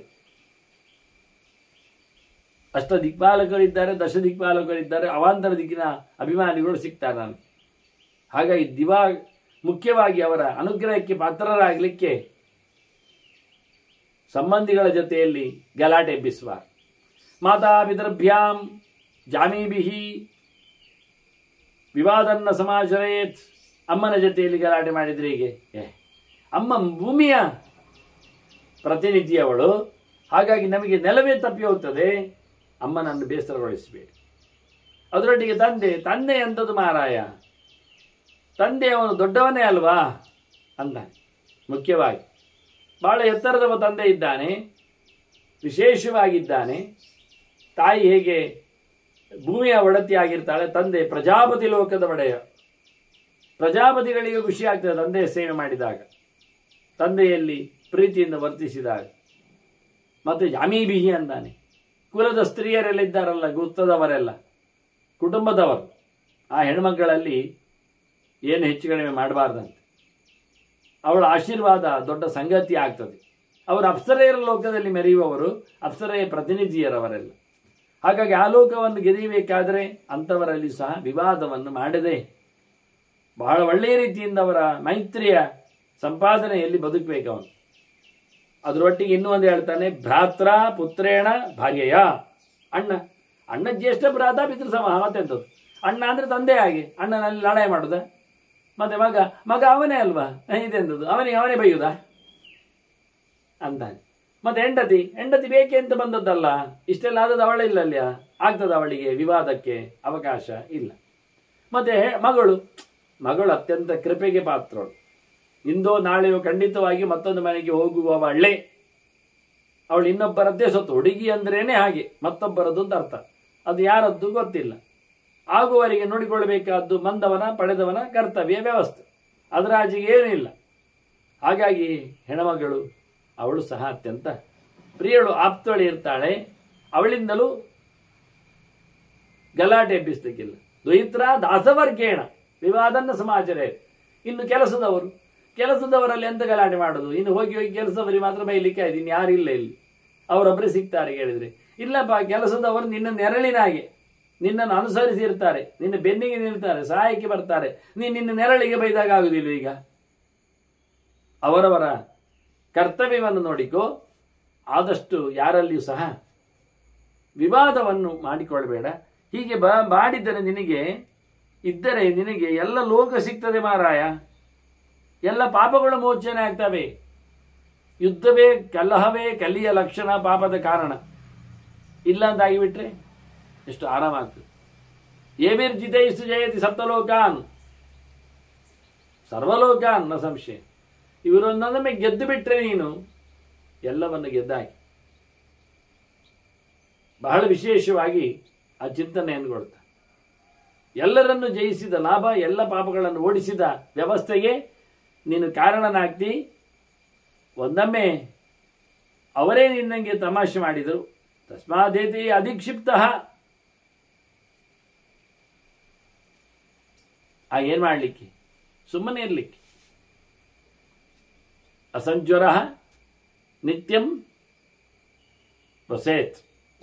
ಸುಮ್ಮನೆ ಯಾರು ಬೈದರೂ ಯಾವುದಕ್ಕೂ ಸಹ ಕಿವಿ ಕೊಡದೆ ತೆಪ್ಪನೇ ಇರಬೇಕು. ಅವರು ಒಳ್ಳೆಯದನ್ನು ಯೋಚನೆ ಮಾಡ್ತಾ ಇರಬೇಕು, ಅವನಿಗೆ ಒಳ್ಳೆಯದಾಗ್ತದೆ. ಹಾಗಾಗಿ ಅನಾಹುತ ಆಗುವಂಥದ್ದು ಮತ್ತೆ ಮಾತಾಡಲಿಕ್ಕೆ ಹೋದರೆ ತೊಂದರೆಯನ್ನು ಅನುಭವಿಸಬೇಕಾಗ್ತದೆ. ಹೀಗೆ ಬಹಳ ಸುಂದರವಾಗಿ ಸದ್ದುಗದ್ದಲೆ ಇಲ್ಲದೆ ಇನ್ನೊಬ್ಬರನ್ನು ಸಂತೋಷಪಡಿಸಲು ಹೊಸಗ ಆತ ಬದುಕಿ ಇರಬೇಕು ಅನ್ನೋ ಮಾತನ್ನು ತಿಳಿಸಿಕೊಡ್ತಾರೆ ವ್ಯಾಸರು. ಮುಂದಕ್ಕೆ ವಿವಾದ ಇಲ್ಲದೆ, ಇದನ್ನು ಭಾಗವತಿ ಹೇಳಿತ್ತು, ಅನುಮೋದಯತ ಅಂತ. ಮನೆಯಲ್ಲಿ ಏನು ಸುದ್ದಿ ಬರ್ತದೆ ಅದನ್ನು ಒಪ್ಪಿಕೊಂಡು ಮುಂದುವರಿಸುವುದು. ಮಗಳು ಹೇಳಿ, ಮಗ ಹೇಳಿ, ಹೆಂಡತಿ ಹೇಳಿ, ತಂದೆ ಹೇಳಿ, ತಾಯಿ ಹೇಳಿ, ಮಾವ ಹೇಳಿ, ಯಾರೇ ಹೇಳಿ, ಆಯಿತು. ಆಗ ಅಂಥದ್ದು ಆಗಿಬಿಟ್ರೆ ಅಲ್ಲಿ ಯಾರು ಲಡಾಯಿಗೆ ಬರುವುದಿಲ್ಲ. ಯಾಕೆ ಇವನು ಕೈವಾಡ ಇಲ್ಲ, ಅವರವರೇ ನೋಡಿಕೊಳ್ತಾರೆ ಯಾರು ಏನು ಮಾಡಿದ್ದು ಅಂತ. ಹೀಗೆ ಒಂದು ಮನೆಯಲ್ಲಿ ಎಲ್ಲರೂ ಬದುಕಲಿಕ್ಕೆ ಬರ್ತದೆ. ಅವರು ಹೇಳಿದ್ದರ ವಿರೋಧ ಮಾಡಿಕೊಳ್ಳದೆ ಪ್ರತಿಯೊಬ್ಬರು ಬದುಕಿದಾಗ ಆಗ ಅವನು ಬಹಳ ಚಂದವಾಗಿ ಅವರೊಂದೊಮ್ಮೆ ಅಧಿಕ್ಷೇಪವನ್ನು ಮಾಡಿದರೂ ವಿರೋಧವನ್ನು ನಡೆಸಿದರೂ ಏನು ಆಗದಂತೆ ಸುಮ್ಮನೆ ಇದ್ದರೆ ಉಂಟಲ್ಲ, ಅದನ್ನು ಸಹೇತ್ ಕೃಷ್ಣ ಹೇಳಿದ ಹಾಗೆ ತಾನ್ ತಿದೀಕ್ಷಸ್ವ ಅಂತ ಅದನ್ನು ಅವನು ಸಹನೆ ಮಾಡಿಕೊಂಡ್ರೆ ಉತ್ತಮವಾದಂಥ ಗತಿಯನ್ನು, ಮುಖ್ಯವಾಗಿ ಕೃಷ್ಣನ ಸಂಧಾನದ ಮಾತುಗಳನ್ನು ಕೇಳಿಕೊಳ್ಳುವ ಹಾಗೆ ಎಡೆಯಲ್ಲಿ ಬಂದಂತೆ ಇವನು ನೆನಪಿಸಿಕೊಳ್ಳುತ್ತಾನೆ. ಸಹೇತ್ ಕೃಷ್ಣ ಹೇಳಿದ, ತಾನ್ ತಿದೀಕ್ಷಸ್ವ ಅಂತಾನೆ. ಅದರಂತೆ ಬಹಳ ಚೆಂದಾಗಿ ಯಾವತ್ತು ಆಗುವಂಥದ್ದನ್ನು ಇರಲಿ ಪಾಂಡವರ ಹತ್ರ ಹೇಳಿದ್ದ, ಅಲ್ಪ ಕೌರವರ ಹತ್ರ ಹೇಳಿದ್ದ, ನಿಮ್ಮ ಎಲ್ಲ ಉಪಟಳಗಳನ್ನು ಪಾಂಡವರು ಸಹಿಸಿಕೊಳ್ಳುತ್ತಾರೆ, ಅರ್ಧ ರಾಜ್ಯ ಕೊಡಿ ಅಂತ. ಅದೇ ರೀತಿಯಾಗಿ ಸಹೇತ್ ನಿತ್ಯಂ, ಇವರು ಮನೆಯವರೇ ಅಲ್ವ ಮಾತಾಡೋದು. ಹಾಗಾಗಿ ಇವನು ಯಾವುದೇ ಹೆಚ್ಚು ಕಡಿಮೆ ಆಗದಂತೆ ಅಸಂಜ್ವರ ಅಂತ, ಇವನಿಗೆ ಜ್ವರ ಗುದ್ದಲಿಲ್ಲ ಅಂತ ಮಾಡಿಕೊಂಡು, ಸಮ್ಯಕ್ ಜ್ವರ ಬರಲಿಲ್ಲ ಅಂತ ಮಾಡಿಕೊಂಡು, ಏನೋ ಒಂಚೂರು ಆದದ್ದಷ್ಟೇ ಹೇಳಿಕೊಂಡು ನಮ್ಮವರೇ ಅಲ್ವಾ ಅಂತೇಳಿ ಹಾಗೆ ಬದುಕಿದರೆ ಎತ್ತರ ಬದುಕ್ತಾನೆ ಅಂತ ಗಾರಸ್ಥ್ಯದ ಮುಖಗಳನ್ನು ಹೇಳಿ ಮುಂದುವರಿದು ವಾನಪ್ರಸ್ಥದ ಚಿಂತನೆಗೆ ಇದನ್ನೇ ಪಿಚ್ಚು ತಗೊಳ್ಳುತ್ತಾರೆ ವ್ಯಾಸರು. ಕ್ರಮಶಸ್ತ್ವಧೂಯೈನಾಂ ತೃತೀಯಾಂ ವೃತ್ತಿಮುತ್ತಮಾಂ. ಗೃಹಸ್ಥನಾಗಿದ್ದಾಗ ಒಂದೊಂದೇ ಹಂತದಲ್ಲಿ ಆತ ಏಣಿ ಅಂದಿದ್ರಲ್ಲ, ಹತ್ವೆ. ಹೇಗೆ ಹತ್ತುವುದು? ಮೊದಲಿಗೆ ತಿಂಗಳದ್ದು ಒಟ್ಟು ಮಾಡಿದ್ದ ಮುಡಿ ಈಗ ಕಮ್ಮಿ ಮಾಡಿದ್ದಾನೆ. ಈಗ 10 ದಿನಕ್ಕೆ ಇರುವಷ್ಟೇ ಇರುವುದು ಯಾವಾಗಲೂ, ಅದಕ್ಕಿಂತ ಹೆಚ್ಚಿಲ್ಲ. ಅನುಕೂಲ ಮಾಡಿಕೊಂಡಿದ್ದಾನೆ ಹಾಗೆ. ಈಗ ಅದು ಬಿಟ್ಟಿದ್ದಾನೆ. ಈಗ 1 ದಿನದ್ದು ಮಾತ್ರ, ನಾಳೆದ್ದು ಮಾತ್ರ ಇರುವುದು. ನಾಳೆ ಏನು ಉಂಟು, ಮತ್ತೆ ನಾಳೆ ಏನು ನಾಳೆ ಉಂಟು. ಹಾಗೆ ದಿನಕ್ಕೆ ಮುಂದುವರಿಕೆ. ಹಾಗೆ ನಮ್ಮ ಕೆಲವರ ಮನೆಯಲ್ಲಿ ಎಲ್ಲ ದೇವರ ಸೇವೆಗೆ, ಪೂಜೆಗೆ, ಮತ್ತೊಂದೊಂದಕ್ಕೆಲ್ಲ ಬತ್ತಿ ಪಾತ್ರೆ ಎಲ್ಲ ಸಜ್ಜಾಗ್ತದೆ. ಹೇಗೆ ನಾಳೆಗಿದ್ದಷ್ಟು ನಾಳೆಗೆ ಬತ್ತಿ ಮಾಡಿದ್ದೇನಷ್ಟು, ಮತ್ತೆ ನಾಳೆದಿಗೆ ನಾಳೆ ಮಾಡೋದು, ಮತ್ತೆ ಆಚೆ ನಾಳೆ ಮಾಡೋದು. ಹಾಗೆ ಪ್ರತಿದಿನಕ್ಕೆ ಒಂದು ಪೇಟ್ಲೆಯಲ್ಲಿ ಒಂದು ಕಾಯಿ ಇದ್ದ ಹಾಗೆ ಮುಂದುವರಿಕೆಗೆ. ಅದರ ಆಚೆಗೆ ಪುರುಸೊತ್ತು ಇಲ್ಲ, ಅವಸ್ಥೆಯೇ ಇಲ್ಲ. ಹಾಗೆ ಊಟದ ವ್ಯವಸ್ಥೆಯಲ್ಲಿ ಹಾಗೆ ಹೇಳ್ತಾರೆ. ಅದಲ್ಲ, ಅದು ಮಾತ್ರ ತಿಂಗಳಗಟ್ಟಲೆದುಂಟು. ಇದು ಮಾತ್ರ ಹೀಗೆ ದೇವರ ಸೇವೆ ಆಗುವ ಪ್ರತಿನಿತ್ಯದ್ದು ಮಾತ್ರ.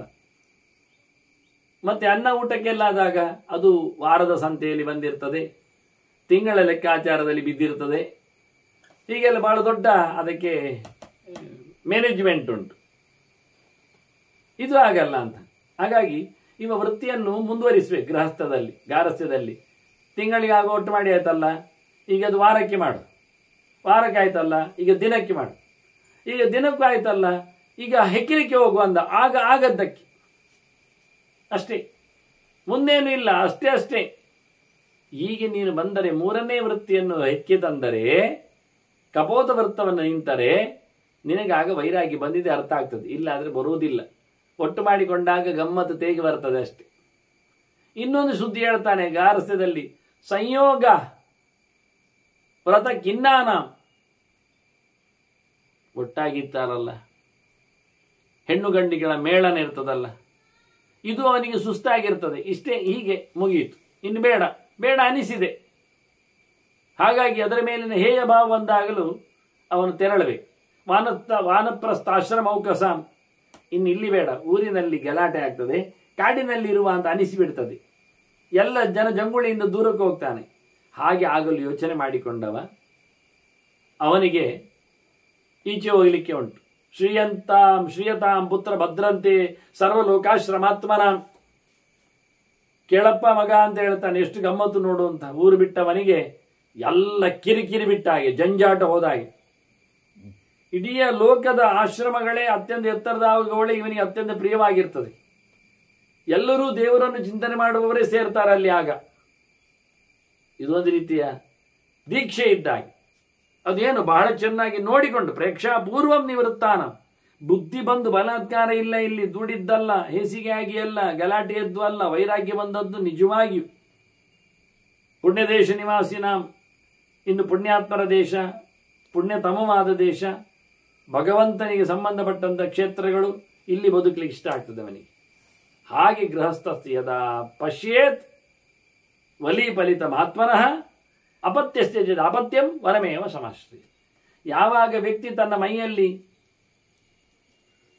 ಏನು ನೋಡ್ತಾನೆ, ಗೆರೆ ನೋಡ್ತಾನೋ, ಮೈಯಲ್ಲಿ ಇಳಿಜಾರಾಗಿದೆ, ಮಾಂಸಗಂಧಗಳು ಜೋತಾಡ್ತಾ ಇವೆ, ಜರ್ಜರಿತವಾಗಿದೆ, ಮುದಿತನ ಬಂದಿದೆ, ಹಾಗಾಗಿ ನೆರಿಗೆಗಳು ಕಾಣುತ್ತವೆ. ಯಾವತ್ತು ಮೈಯಲ್ಲಿ ನೆರಿಗೆಗಳು ಕಾಣುತ್ತವೆಯೋ, ಮೈ ಯಾವತ್ತು ಹಗುರವಾಗಿ ಬಿಡುತ್ತದೋ, ಅಷ್ಟೇ ಅಲ್ಲದೆ ಮಗನಿಗೆ ಮಗ ಯಾವತ್ತು ಹೊಡುತ್ತಾನೋ ಆವತ್ತು ಗಾಡಿಗೆ ಹೋಗ್ಬೇಕು. ಹಾಗಾದ್ರೆ ಮಗನಿಗೆ ಮದುವೆ ತಡ ಮಾಡ್ತಾರೆ, ಮತ್ತೆ ಮಗನಿಗೆ ಹೇಳ್ತಾರೆ ಮಗ ಆಗುವುದು ತಡ ಆಗಲಿ ಅಂತ. ಇದೆಲ್ಲ ವಿಷಯ ಅಂತ ನಾನು ಮತ್ತೆ ತೃತೀಯ ಮಾಯುಷೋ ಭಾಗಂ ವಾನಪ್ರಸ್ಥಾಶ್ರಮೇ ವಸೇತ್ ಅಂತಾನೆ. ಮೂರನೇ ಹೊತ್ತು ಹೇಳಲಿಲ್ವಾ? ಮೊದಲ ಹೊತ್ತು ಬ್ರಹ್ಮಚರ್ಯ. ಬದುಕಿನಲ್ಲಿ 100 ವರ್ಷ ಇಟ್ಕೊಳ್ಳಿ, 25 ವರ್ಷ ಕಲ್ಲಿಲಿಕ್ಕೆ, 50 ವರ್ಷ ಗಾರಸ್ಥ್ಯಕ್ಕೆ, 50ರ ನಂತರದಲ್ಲಿ 75 ವರ್ಷಕ್ಕೆ ವಾನಪ್ರಸ್ಥ. 75 ಅಂದ್ರೆ ಮತ್ತೆ ಬೇರೆ ಲೆಕ್ಕ ಉಂಟೀಗ ನಮಗೆ. ಅದನ್ನ 3ನೇ ಹಂತದಲ್ಲಿ ಕಾಡಿಗೆ ಹೋಗ್ಬೇಕು. ಆಗ ಮಗನಿಗೆ ಮದುವೆ ಆಗಿರ್ತದೆ, ಮಗನಾಗಿರ್ತಾನೆ, ಅವನಿಗೆ ಮನೆ ಜವಾಬ್ದಾರಿ ಸಿಗ್ತದೆ, ನೀನು ಹೋಗ್ಬೇಕು. ಅಲ್ಲಿ ಬಿಟ್ಟು ಹೋಗುದಲ್ಲ, ಇದೇ ವಿಷಯ ವಸ್ತು. ತದಗ್ನಿಹೋತ್ರಂ ತಾಗಾವಹ ಯಜ್ಞಾಂಗಾನಿಚ ಸರ್ವಶಃ. ಇವನಲ್ಲಿದ್ದದ್ದೇ ಯಜ್ಞದ ಅಂಗಗಳು, ವಸ್ತುಗಳು, ಪಾತ್ರೆಗಳು, ಪದಾರ್ಥಗಳು. ಅಗ್ನಿಹೋತ್ರ ಕರ್ತವ್ಯವಾಗಿ ಇವನದ್ದೇ ಬೆಂಕಿ ಅದೆಲ್ಲ ಉಂಟು. ಹೆಂಡತಿ ಇದ್ದಾಳೆ, ಎಲ್ಲ ಇದ್ದಾರೆ, ಎಲ್ಲರೂ ಹೋಗುವುದೇ.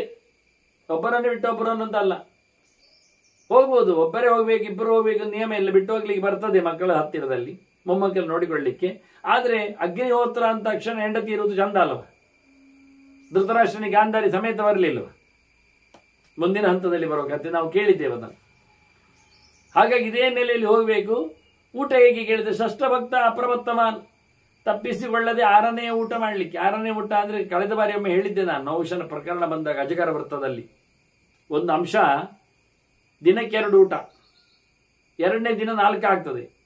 6ನೇ ಊಟ ಬರುವುದು 3ನೇ ದಿನದ ಸಂಜೆ ರಾತ್ರಿ. ಹಾಗೆ 3 ದಿನಕ್ಕೊಮ್ಮೆ ಊಟ ಮಾಡುವುದು ಎನ್ನುವುದು ವಾನಪ್ರಸ್ಥದ ಒಂದು ಧರ್ಮ. ಊಟ ಅಂದ್ರೆ ತಿನ್ನುವುದು. 2 ದಿನ ಉಪವಾಸ, 3ನೇ ದಿನ ಸಂಜೆ ತಿನ್ಲಿಕ್ಕೆ ರಾತ್ರಿ ನಕ್ತ ಭೋಜನ, ಮತ್ತೆ 2 ದಿನ ಉಪವಾಸ, 3ನೇ ದಿನ ರಾತ್ರಿ ತಿನ್ಲಿಕ್ಕೆ. ಹೀಗೆ 3 ದಿನಕ್ಕೊಮ್ಮೆ ಹಸುವಿನೀಗಿಸಿಕೊಂಡು ದೇಹಧಾರಣೆಗಾಗಿ ಇರುವ ವ್ಯವಸ್ಥೆ. ಇದು ಒಂದು ಅರ್ಥ. ಇನ್ನೊಂದು ಆಗ ಹೇಳಿದ ಹಾಗೆ ದಿನಕ್ಕೆ 4 ಯಾಮ ಹಗಲು, ಅದು ಆದ ನಂತರ 5ನೇ ಯಾಮ ಸೂರ್ಯಾಸ್ತ ಆಗ್ತದೆ, ಆಗ ತಿನ್ನಬಾರದು. ಜಪ ಮಾಡುವ, ಪೂಜೆ ಮಾಡುವ ಎಲ್ಲ ಹೊತ್ತುಗಳಿರ್ತದೆ. ಸೂರ್ಯ ಕಂತಿದ ಮೊದಲ 3 ಗಂಟೆ, ಆ ನಂತರದ್ದು 6ನೇ ಯಾಮ. ಷಷ್ಠಭಕ್ತ ಅಂದ್ರೆ 6ನೇ ಯಾಮ ಅಂದ್ರೆ ಸೂರ್ಯ ಕಂತಿದ 3 ಗಂಟೆ ಬಳಿಕ ತಿನ್ಲಿಕ್ಕೆ. ಆ 3 ಗಂಟೆ ಯಾಮ ಮುಗಿದ ನಂತರ ಮಲಗಲಿಕ್ಕೆ. ಅದೇ ಮಲಗುವ ಮುಂಚೆ ತಿಂದಿರಬೇಕು, ತಿಂದ ಕೂಡಲೇ ಮಲಗುವುದಲ್ಲ, ಜಾಗ ಕೊಟ್ಟಿರಬೇಕು. ಹಾಗಾಗಿ ಪ್ರತಿನಿತ್ಯ 6ನೇ ಯಾವಧಿ ಒಂದು ರೀತಿಯಿಂದ ನಗ್ನ ಭೋಜನವೇ. ಪ್ರತಿನಿತ್ಯ ರಾತ್ರಿ ಊಟ ಮಾಡೋದು ವಾನಪ್ರಸ್ಥನ ಧರ್ಮ. ಯಾವತ್ತು ಅಂದ್ರೆ ಇಡೀ ದಿನ ಸಾಧನೆ, ರಾತ್ರಿ ಹೊತ್ತಿಗೆ ಕೊನೆಗೆ ತಿಂದು ಮಲಗುವುದು. ಹಾಗೊಂದು ಸ್ವಾಮಿಗಳಿದ್ದರಂತೆ, ಜಪದ ಅನುಷ್ಠಾನ ಮಾಡುತ್ತಾ ನರಸಿಂಹ ಕ್ಷೇತ್ರದಲ್ಲಿ ಇದ್ದುಬಿಟ್ಟು ಅವನಿಗೆ ರಾತ್ರಿಯ ಪೂಜೆಗೆ ಹಾಲು ಮತ್ತೆ ಅರಳು ಇಟ್ಟಿರ್ತಾರೆ, ಅಲ್ಲೇ ಇಡ್ಲಿಕ್ಕೆ ಹೇಳ್ತಾರೆ. ಇವರು ಮತ್ತೆ ಜಪ ಮಾಡ್ತಾ ರಾತ್ರಿ ಕಡೆಯ ಅದೇ ಹೇಳಿದ ಹೊತ್ತಿನಲ್ಲಿ 2ನೇ ಯಾಮದಲ್ಲಿ ರಾತ್ರಿಯಲ್ಲಿ ಅದನ್ನು ಪ್ರಾಶನ ಮಾಡಿ ಜಪ ಮುಂದುವರಿಸ್ತಾರೆ, ಇಲ್ಲ ಮಲಗಿ ಬಿಡುತ್ತಾರೆ.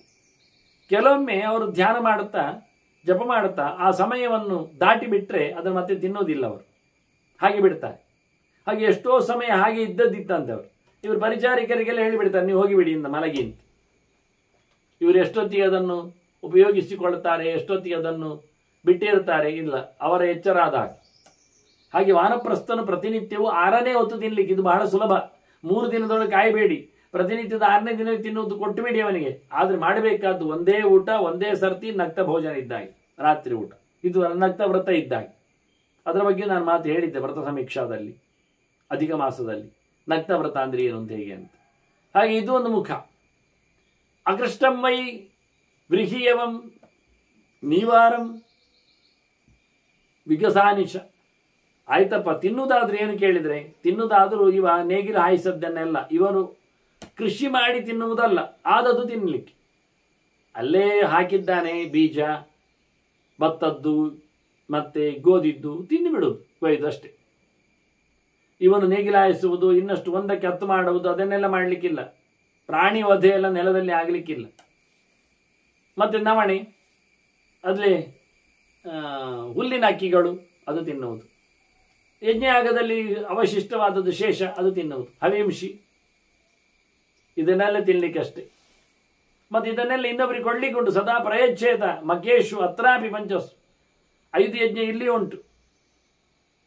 ದೈವಯಜ್ಞ ಇದೆ, ಭೂತಯಜ್ಞ ಇದೆ, ಅತಿ ಸತ್ಕಾರ ಇದೆ, ಜೊತೆಯಲ್ಲಿ ಪಿತೃಯಜ್ಞ ಇದೆ, ಅಧ್ಯಯನಂತೂ ಅಧ್ಯಾಪನೆಂದು ಜ್ಞಾನಯಜ್ಞ ಉಂಟೇ ಉಂಟು. ಹಾಗಾಗಿ ಇಲ್ಲಿ ಎಲ್ಲವನ್ನು ಕೊಟ್ಟು ಎಲ್ಲರಿಗೂ ಕೊಟ್ಟು ತಿನ್ನಲಿಕ್ಕೆ ಉಂಟು ಇದ್ದದ್ರಲ್ಲಿ. ಇದರಲ್ಲಿ ಮತ್ತೆ 4 ಪ್ರಕಾರದವರಿದ್ದಾರೆ ವಾನಪ್ರಸ್ಥರು. ಸದ್ಯ ಪ್ರಕ್ಷಾಲಕಾಹ ಅಂತ, ಇವತ್ತಿಗೆ ಕೈ ತೊಳೆಯುವವರು, ನಾಳೆಗೆ ಪಾತ್ರೆಯಲ್ಲಿ ಏನಿಲ್ಲ, ಎಲ್ಲ ತೊಳೆದಿಟ್ಟ ಪಾತ್ರೆಗಳು ಖಾಲಿ. ಇಂದಿಗಿಂದಿಗೆ ಊಟ ಮುಗಿಸುವವರಿದ್ದಾರೆ, ಸಿಕ್ಕಿದ್ದನ್ನು ಪಡೆಯುವುದು. ನಾಳೆಗೆ ಅಂತ ಒಂದು ಹಣ್ಣಾಗಲಿ, ಒಂದು ಎಲೆಯನ್ನಾಗಲಿ, ಒಂದು ರೂಟನ್ನಾಗಲಿ ತೆಗೆದಿಡುವುದಿಲ್ಲ ಅವರು. ಸದ್ಯ ಪ್ರಕ್ಷಾಲಕಾಹ ಕೆಜಿಗೆ ಮಾಸಿಕ ಸಂಚಯ. ಇನ್ನು ಕೆಲವರು 1 ತಿಂಗಳ ಮಟ್ಟಿನಿಟ್ಟುಕೊಳ್ತಾರೆ. ಹಣ್ಣು ಇವೆಲ್ಲ ಹಾಳಾಗುವುದಿಲ್ಲ, ಒಣಗ್ತಾವೆ, ಡ್ರೈ ಫ್ರೂಟ್ಸ್ ಆಗ್ತದೆ, ಅದು ಆಗ್ತದೆ. ಬರೀ ತಿಂಗಳಗಟ್ಟಲೆ ಇಟ್ಕೊಳ್ಳುವುದು ಉಂಟು. ಇನ್ನು ಕೆಲವರು ಇಟ್ಕೊಳ್ತಾರೆ ಇನ್ನು ಮುಂದಕ್ಕೆ ವರ್ಷಾಸು ವಾರ್ಷಿಕಂ ಸಂಚಯಂ ಕೇಚಿತ್. ಇನ್ನು ಕೆಲವರದ್ದು 1 ವರ್ಷಕ್ಕೆ ಬೇಕಾದ್ದುಂಟು. ಉಪ್ಪಿನಕಾಯಿ ಅಂತದ್ದು ಕಾಣ್ತದೆ ಪಾಪ, ಉಪ್ಪಾಗಿ ಬಿಟ್ಟರೆ ಆಯ್ತಲ್ಲ ಮಾವಿಗೆ, ಬರೋ ವರ್ಷಕ್ಕೆ ಬರ್ತದೆ. 1 ವರ್ಷಕ್ಕೆ ಆಗುವಷ್ಟು ಒಟ್ಟು ಮಾಡಿದ್ದಾರೆ, ಹಣ್ಣನ್ನಾಗಲಿ ದವಸ ಧಾನ್ಯಗಳನ್ನಾಗಲಿ. ಇದೊಂದು 3ನೇ ಪ್ರಕಾರದ ವಾನಪ್ರಸ್ಥರು. ಮತ್ತೊಂದುಂಟು ಕೆಲವರು, ಎಷ್ಟು ಜೋರು ಕೇಳಿದರೆ ಅವರು ಕೇಚಿದ್ದು 12 ವಾರ್ಷಿಕಂ, 12 ವರ್ಷಕ್ಕೆ ಬೇಕಾದಷ್ಟು ವನವಾಸದಲ್ಲಿ ಇದ್ದಾಗ ಒಟ್ಟು ಮಾಡಿಕೊಳ್ಳಿಕ್ಕೆ ಅವಕಾಶ ಉಂಟು ಅಂತ 4 ಪ್ರಕಾರದ ವಾನಪ್ರಸ್ಥರು. ಇವರ ನಿಯಮಗಳು ಹೇಗೆ ಉಂಟು ಕೇಳಿದರೆ, ಅಬ್ರಾವಕಾಶ ವರ್ಷ, ಮಳೆಗಾಲದಲ್ಲಿ ಮೋಡದಡಿಯಲ್ಲಿ ಇರುವವರು, ಕೊಡೆ ಇಲ್ಲ, ಗೂಡು ಇಲ್ಲ, ಗಿರಿಗಹ್ವರಗಳಲ್ಲ, ಹೊರಗೆ ಬಯಲಿನಲ್ಲಿ ಇರಬೇಕು. ಮತ್ತೆ ಹೇಮಂತೆ ಜಲ ಸಂಶ್ರಯ, ಚಳಿಗಾಲದಲ್ಲಿ ನೀರಲ್ಲೇ ಇರುವುದು, ನೀರಿನ ಪಕ್ಕದಲ್ಲಿ ನೀರಿನ ಜಪದಲ್ಲೇ ಮಾಡುವುದು, ಅಲ್ಲೇ ಚಳಿಯಿಂದ ಓಡ್ಲಿಕ್ಕಿಲ್ಲ.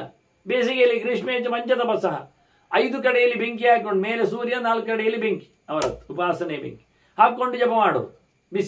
ಬಿಸಿಗೆ ಬಿಸಿ, ಚಳಿಗೆ ಚಳಿ, ಮಳೆಗೆ ಮಳೆ, ಮೈ ಒಡ್ಡಿಕೊಂಡು ಬದುಕುವಂಥದ್ದು ವಾನಪ್ರಸ್ಥರ ಧರ್ಮ. ಭೂಮೋವಿ ಪರಿವರ್ತಂತೆ, ನೆಲದಲ್ಲೇ ಮಲಗಲಿಕ್ಕೆ ಹಾಗೂ ಒಂದು ವ್ಯವಸ್ಥೆ. ಮತ್ತೆ ತಿಷ್ಟಂತಿ ಪ್ರಪದೇ ಇರಬಿ, ತುದಿಗಾಲಲ್ಲಿ ನಿಲ್ಲಿಕ್ಕೆ ಜಪ ಮಾಡುವುದು. ಅಂದರೆ ಸಾಧನೆಯ ಕಥೆಗಳು ನೋಡಿ. ಅಂಗುಷ್ಟ ಮಾತ್ರ ನಿಂತಿಲ್ವಾ, ಒಂದು ಕಾಲಲ್ಲಿ ನಿಲ್ಲಿಲ್ವ ಧ್ರುವ ಎಲ್ಲ. ಹಾಗೆ ಸ್ಥಾನಾಸನೆ ಹಿ ವರ್ತಯಂತಿ, ಕೂತಲ್ಲೇ ಕೂತ್ಕೊಳ್ಳುವುದು, ಬದಲಾವಣೆ ಇಲ್ಲ, ನಿಂತೇ ಇರುವುದು, ತಿರುಗುವುದೇ ಇಲ್ಲ. ಕಠೋರವಾದ ದೀಕ್ಷೆಗಳು, ವ್ರತಗಳಿವೆಲ್ಲ. ಸವನೇಶು ಅಭಿಷಿಂಚತೆ, 3 ಹೊತ್ತು ಮುಳುಗಿ ಸ್ನಾನ, ನದಿ ಸ್ನಾನ, ನಡೆದು ಸ್ನಾನ, ಈ ರೀತಿಯಾಗಿ ವಿಚಿತ್ರವಾದಂತಹ ಸಾಧನೆಗಳು. ದಂತೋಲೂಕಲಗಾಹ ಕೇಚಿತ್, ಇನ್ನೊಂದು ಹೇಳ್ತಾರೆ, ಅವರ ಹತ್ರ ಇನ್ಸ್ಟ್ರೂಮೆಂಟೇ ಇಲ್ಲ ಅಡುಗೆಯದ್ದು, ಖಾಲಿ ಹಲ್ಲೆ ಅವರದ್ದು ಎಲ್ಲ. ಹಲ್ಲರ್, ಹಿಲ್ಲರ್, ತ್ರಿಲ್ಲರ್, ಮಿಕ್ಸಿ, ಗ್ರೈಂಡರ್ ಎಲ್ಲ ಹಲ್ಲೆ, ಬಾಯಿಗೆ ಹಾಕೊಳ್ಳೋದು, ಕಚ್ಚಿ ತಿನ್ನು, ಅದರ ಆಚೆಗೆ. ಇನ್ನು ಕೆಲವರು ಅಶ್ಮಕುಷ್ಟ ಹತತಾಪರೆ, ಕಲ್ಲಲ್ಲಿ ಜಜ್ಜಿ ತಿನ್ನವು, ಮತ್ತೆ ಬೇರೆ ಇನ್ಸ್ಟ್ರೂಮೆಂಟ್ ಇಲ್ಲ ಅಂಥವ್ರು. ಯಾಕೆ ಹೆಚ್ಚಿನ ವರ್ಗ ಹಲ್ಲು ಹೋಗಿರ್ತದೆ ವಾನಪ್ರಸ್ಥದಲ್ಲಿ. ಹಾಗಾಗಿ ಹಲ್ಲಿನಲ್ಲಿ ತಿನ್ನಲಿಕ್ಕೆ ಬರುವುದಿಲ್ಲ ಹೇಳಿ ಕಲ್ಲಿನಲ್ಲಿ ತಿಂತಾರೆ ಅವರು, ಅಷ್ಟೇ, ಬೇಯಿಸುವುದಿಲ್ಲ. ಕಣ್ಣನ ಪೇಷಣ ಎಲ್ಲ ಇಲ್ಲ, ಅರಿಯುವುದು, ಕತ್ತರಿಸುವುದು, ತುಂಡರಿಸುವುದು ಯಾವುದೂ ಇಲ್ಲ. ಹೀಗೆ ಕೆಲವರು ಶುಕ್ಲಪಕ್ಷೆ ಪಿಬಂತಿಯೇಕೆ, ಯಾವಾಗೂ ಅದೊಂದು ಕ್ವಥಿತಾಂಸಕರತ್, ಒಂದ್ಸತಿ ಬೇಯಿಸಿದ ಗಂಜಿ ತಿಂತಾರೆ. ಯಾವಾಗೂ ಪಚತಿ ಅಂತ ಹೋಮದಲ್ಲಿ ಬರ್ತದೆ. ಹಾಗೆ ಯಜ್ಞಕ್ಕೋಸ್ಕರ ಮಾಡಿಕೊಂಡದ್ದು, ಅದನ್ನೇ ಪಿತಶೇಷ, ಅದನ್ನೇ ಯಜ್ಞಶೇಷ ಕುಡಿದು ಬಿಡುದು. ಅದು ಯಾವಾಗ? ಕೃಷ್ಣ ಪಕ್ಷದಲ್ಲಿ ಮಾತ್ರ. ಕೃಷ್ಣ ಪಕ್ಷದಲ್ಲಿ 15 ದಿವಸವೂ ಕುಡಿತಾರೆ, ಮತ್ತೆ 15 ದಿವಸ ಶುಕ್ಲ ಪಕ್ಷದಲ್ಲಿ ರಜೆ. ಇನ್ನು ಕೆಲವರು ಶುಕ್ಲ ಪಕ್ಷದಲ್ಲಿ ಕುಡಿತಾರೆ, ಕೃಷ್ಣ ಪಕ್ಷದಲ್ಲಿ ರಜೆ. ಕೃಷ್ಣ ಪಕ್ಷ ಬಿಬಂತಿ ಹೇಗೆ? ಪಿಬಂತಿ ಅನ್ಯೆ, ಶುಕ್ಲ ಪಕ್ಷ ಬಿಬಂತಿ ಅನ್ಯೆ. ಕೆಲವರು ಯಾವಾಗ ಆವತ್ತು ಕುಡಿತಾರೆ, ಕೆಲವರು ಇವತ್ತು ಕುಡಿತಾರೆ, ಮತ್ತೆ 15 ದಿವಸ ರಜೆಯಲ್ಲಿ ಇರ್ತಾರೆ. ಭುಂಜತೇವ ಯಥಾಗತಂ, ಮತ್ತೆ ಬಂದಾಗಿ ಸಿಕ್ಕಿದಾಗಿ ತಿನ್ನುವುದವರು, ಗ್ಯಾರಂಟಿ ಇಲ್ಲ, ಬರ್ತದೆ ಅಂತಿಲ್ಲ. ಏನೇ ಸಿಗ್ತದೆ ಅದು. ಮೂಲೇನೈಕೆ ಬಲೇನೈಕೆ ಪುಷ್ಪೈರೇಕೆ ದೃಢವ್ರತ, ಈ ನಮನೆ ದೀಕ್ಷೆ. ಬೇರು ಆಗ್ತದೆ, ಗೆಣಸು ಆಗ್ತದೆ, ಗೆಡ್ಡೆ ಆಗ್ತದೆ, ಹಣ್ಣು ಆಗ್ತದೆ, ಎಲೆಯೂ ಆಗ್ತದೆ, ಯಾವುದು ಆಗ್ತದೆ ಸಿಕ್ಕಿದಾಗಿ. ಇದೊಂದು ವಿಚಿತ್ರವಾದಂಥ ವೈಕಾನಸ ಮತಂ ಶ್ರಿತಾಹ ಅಂತಾರೆ. ಇದು ಬ್ರಹ್ಮದೇವರು ಮಾಡಿತ್ತು. ಆ ನಮೂನೆ ಅಭ್ಯಾಸ ಮಾಡಿಕೊಳ್ಬೇಕು. ಇದು ವಾನಪ್ರಸ್ಥರ ಕಥೆ ಅಂತ ಇನ್ನಷ್ಟು ಕೆಲವು ಮಾತುಗಳನ್ನು ಚಿಂತನೆಗೆ ತರ್ತಾರೆ, ಯಾರೆಲ್ಲ ಇದ್ದಾರೆ ಅಂತ ಹೇಳುತ್ತಾ. ಮತ್ತೆ ಕೊನೆಗೆ 4ನೆಯ ಧರ್ಮದೆಡೆಗೆ ಸಾಕ್ತಾರೆ, ಚತುರ್ಥಾಶ್ರಮ, ಭಿಕ್ಷು ಆಶ್ರಮ. ಅದನ್ನು ಮತ್ತೆ ನಾಳೆ ಚಿಂತನೆಗೆ ತರುವ ವಂದನೆಗಳೊಂದಿಗೆ ಶ್ರೀಕೃಷ್ಣ ನಾರಾಯಣ ನಾರಾಯಣ ನಾರಾಯಣ.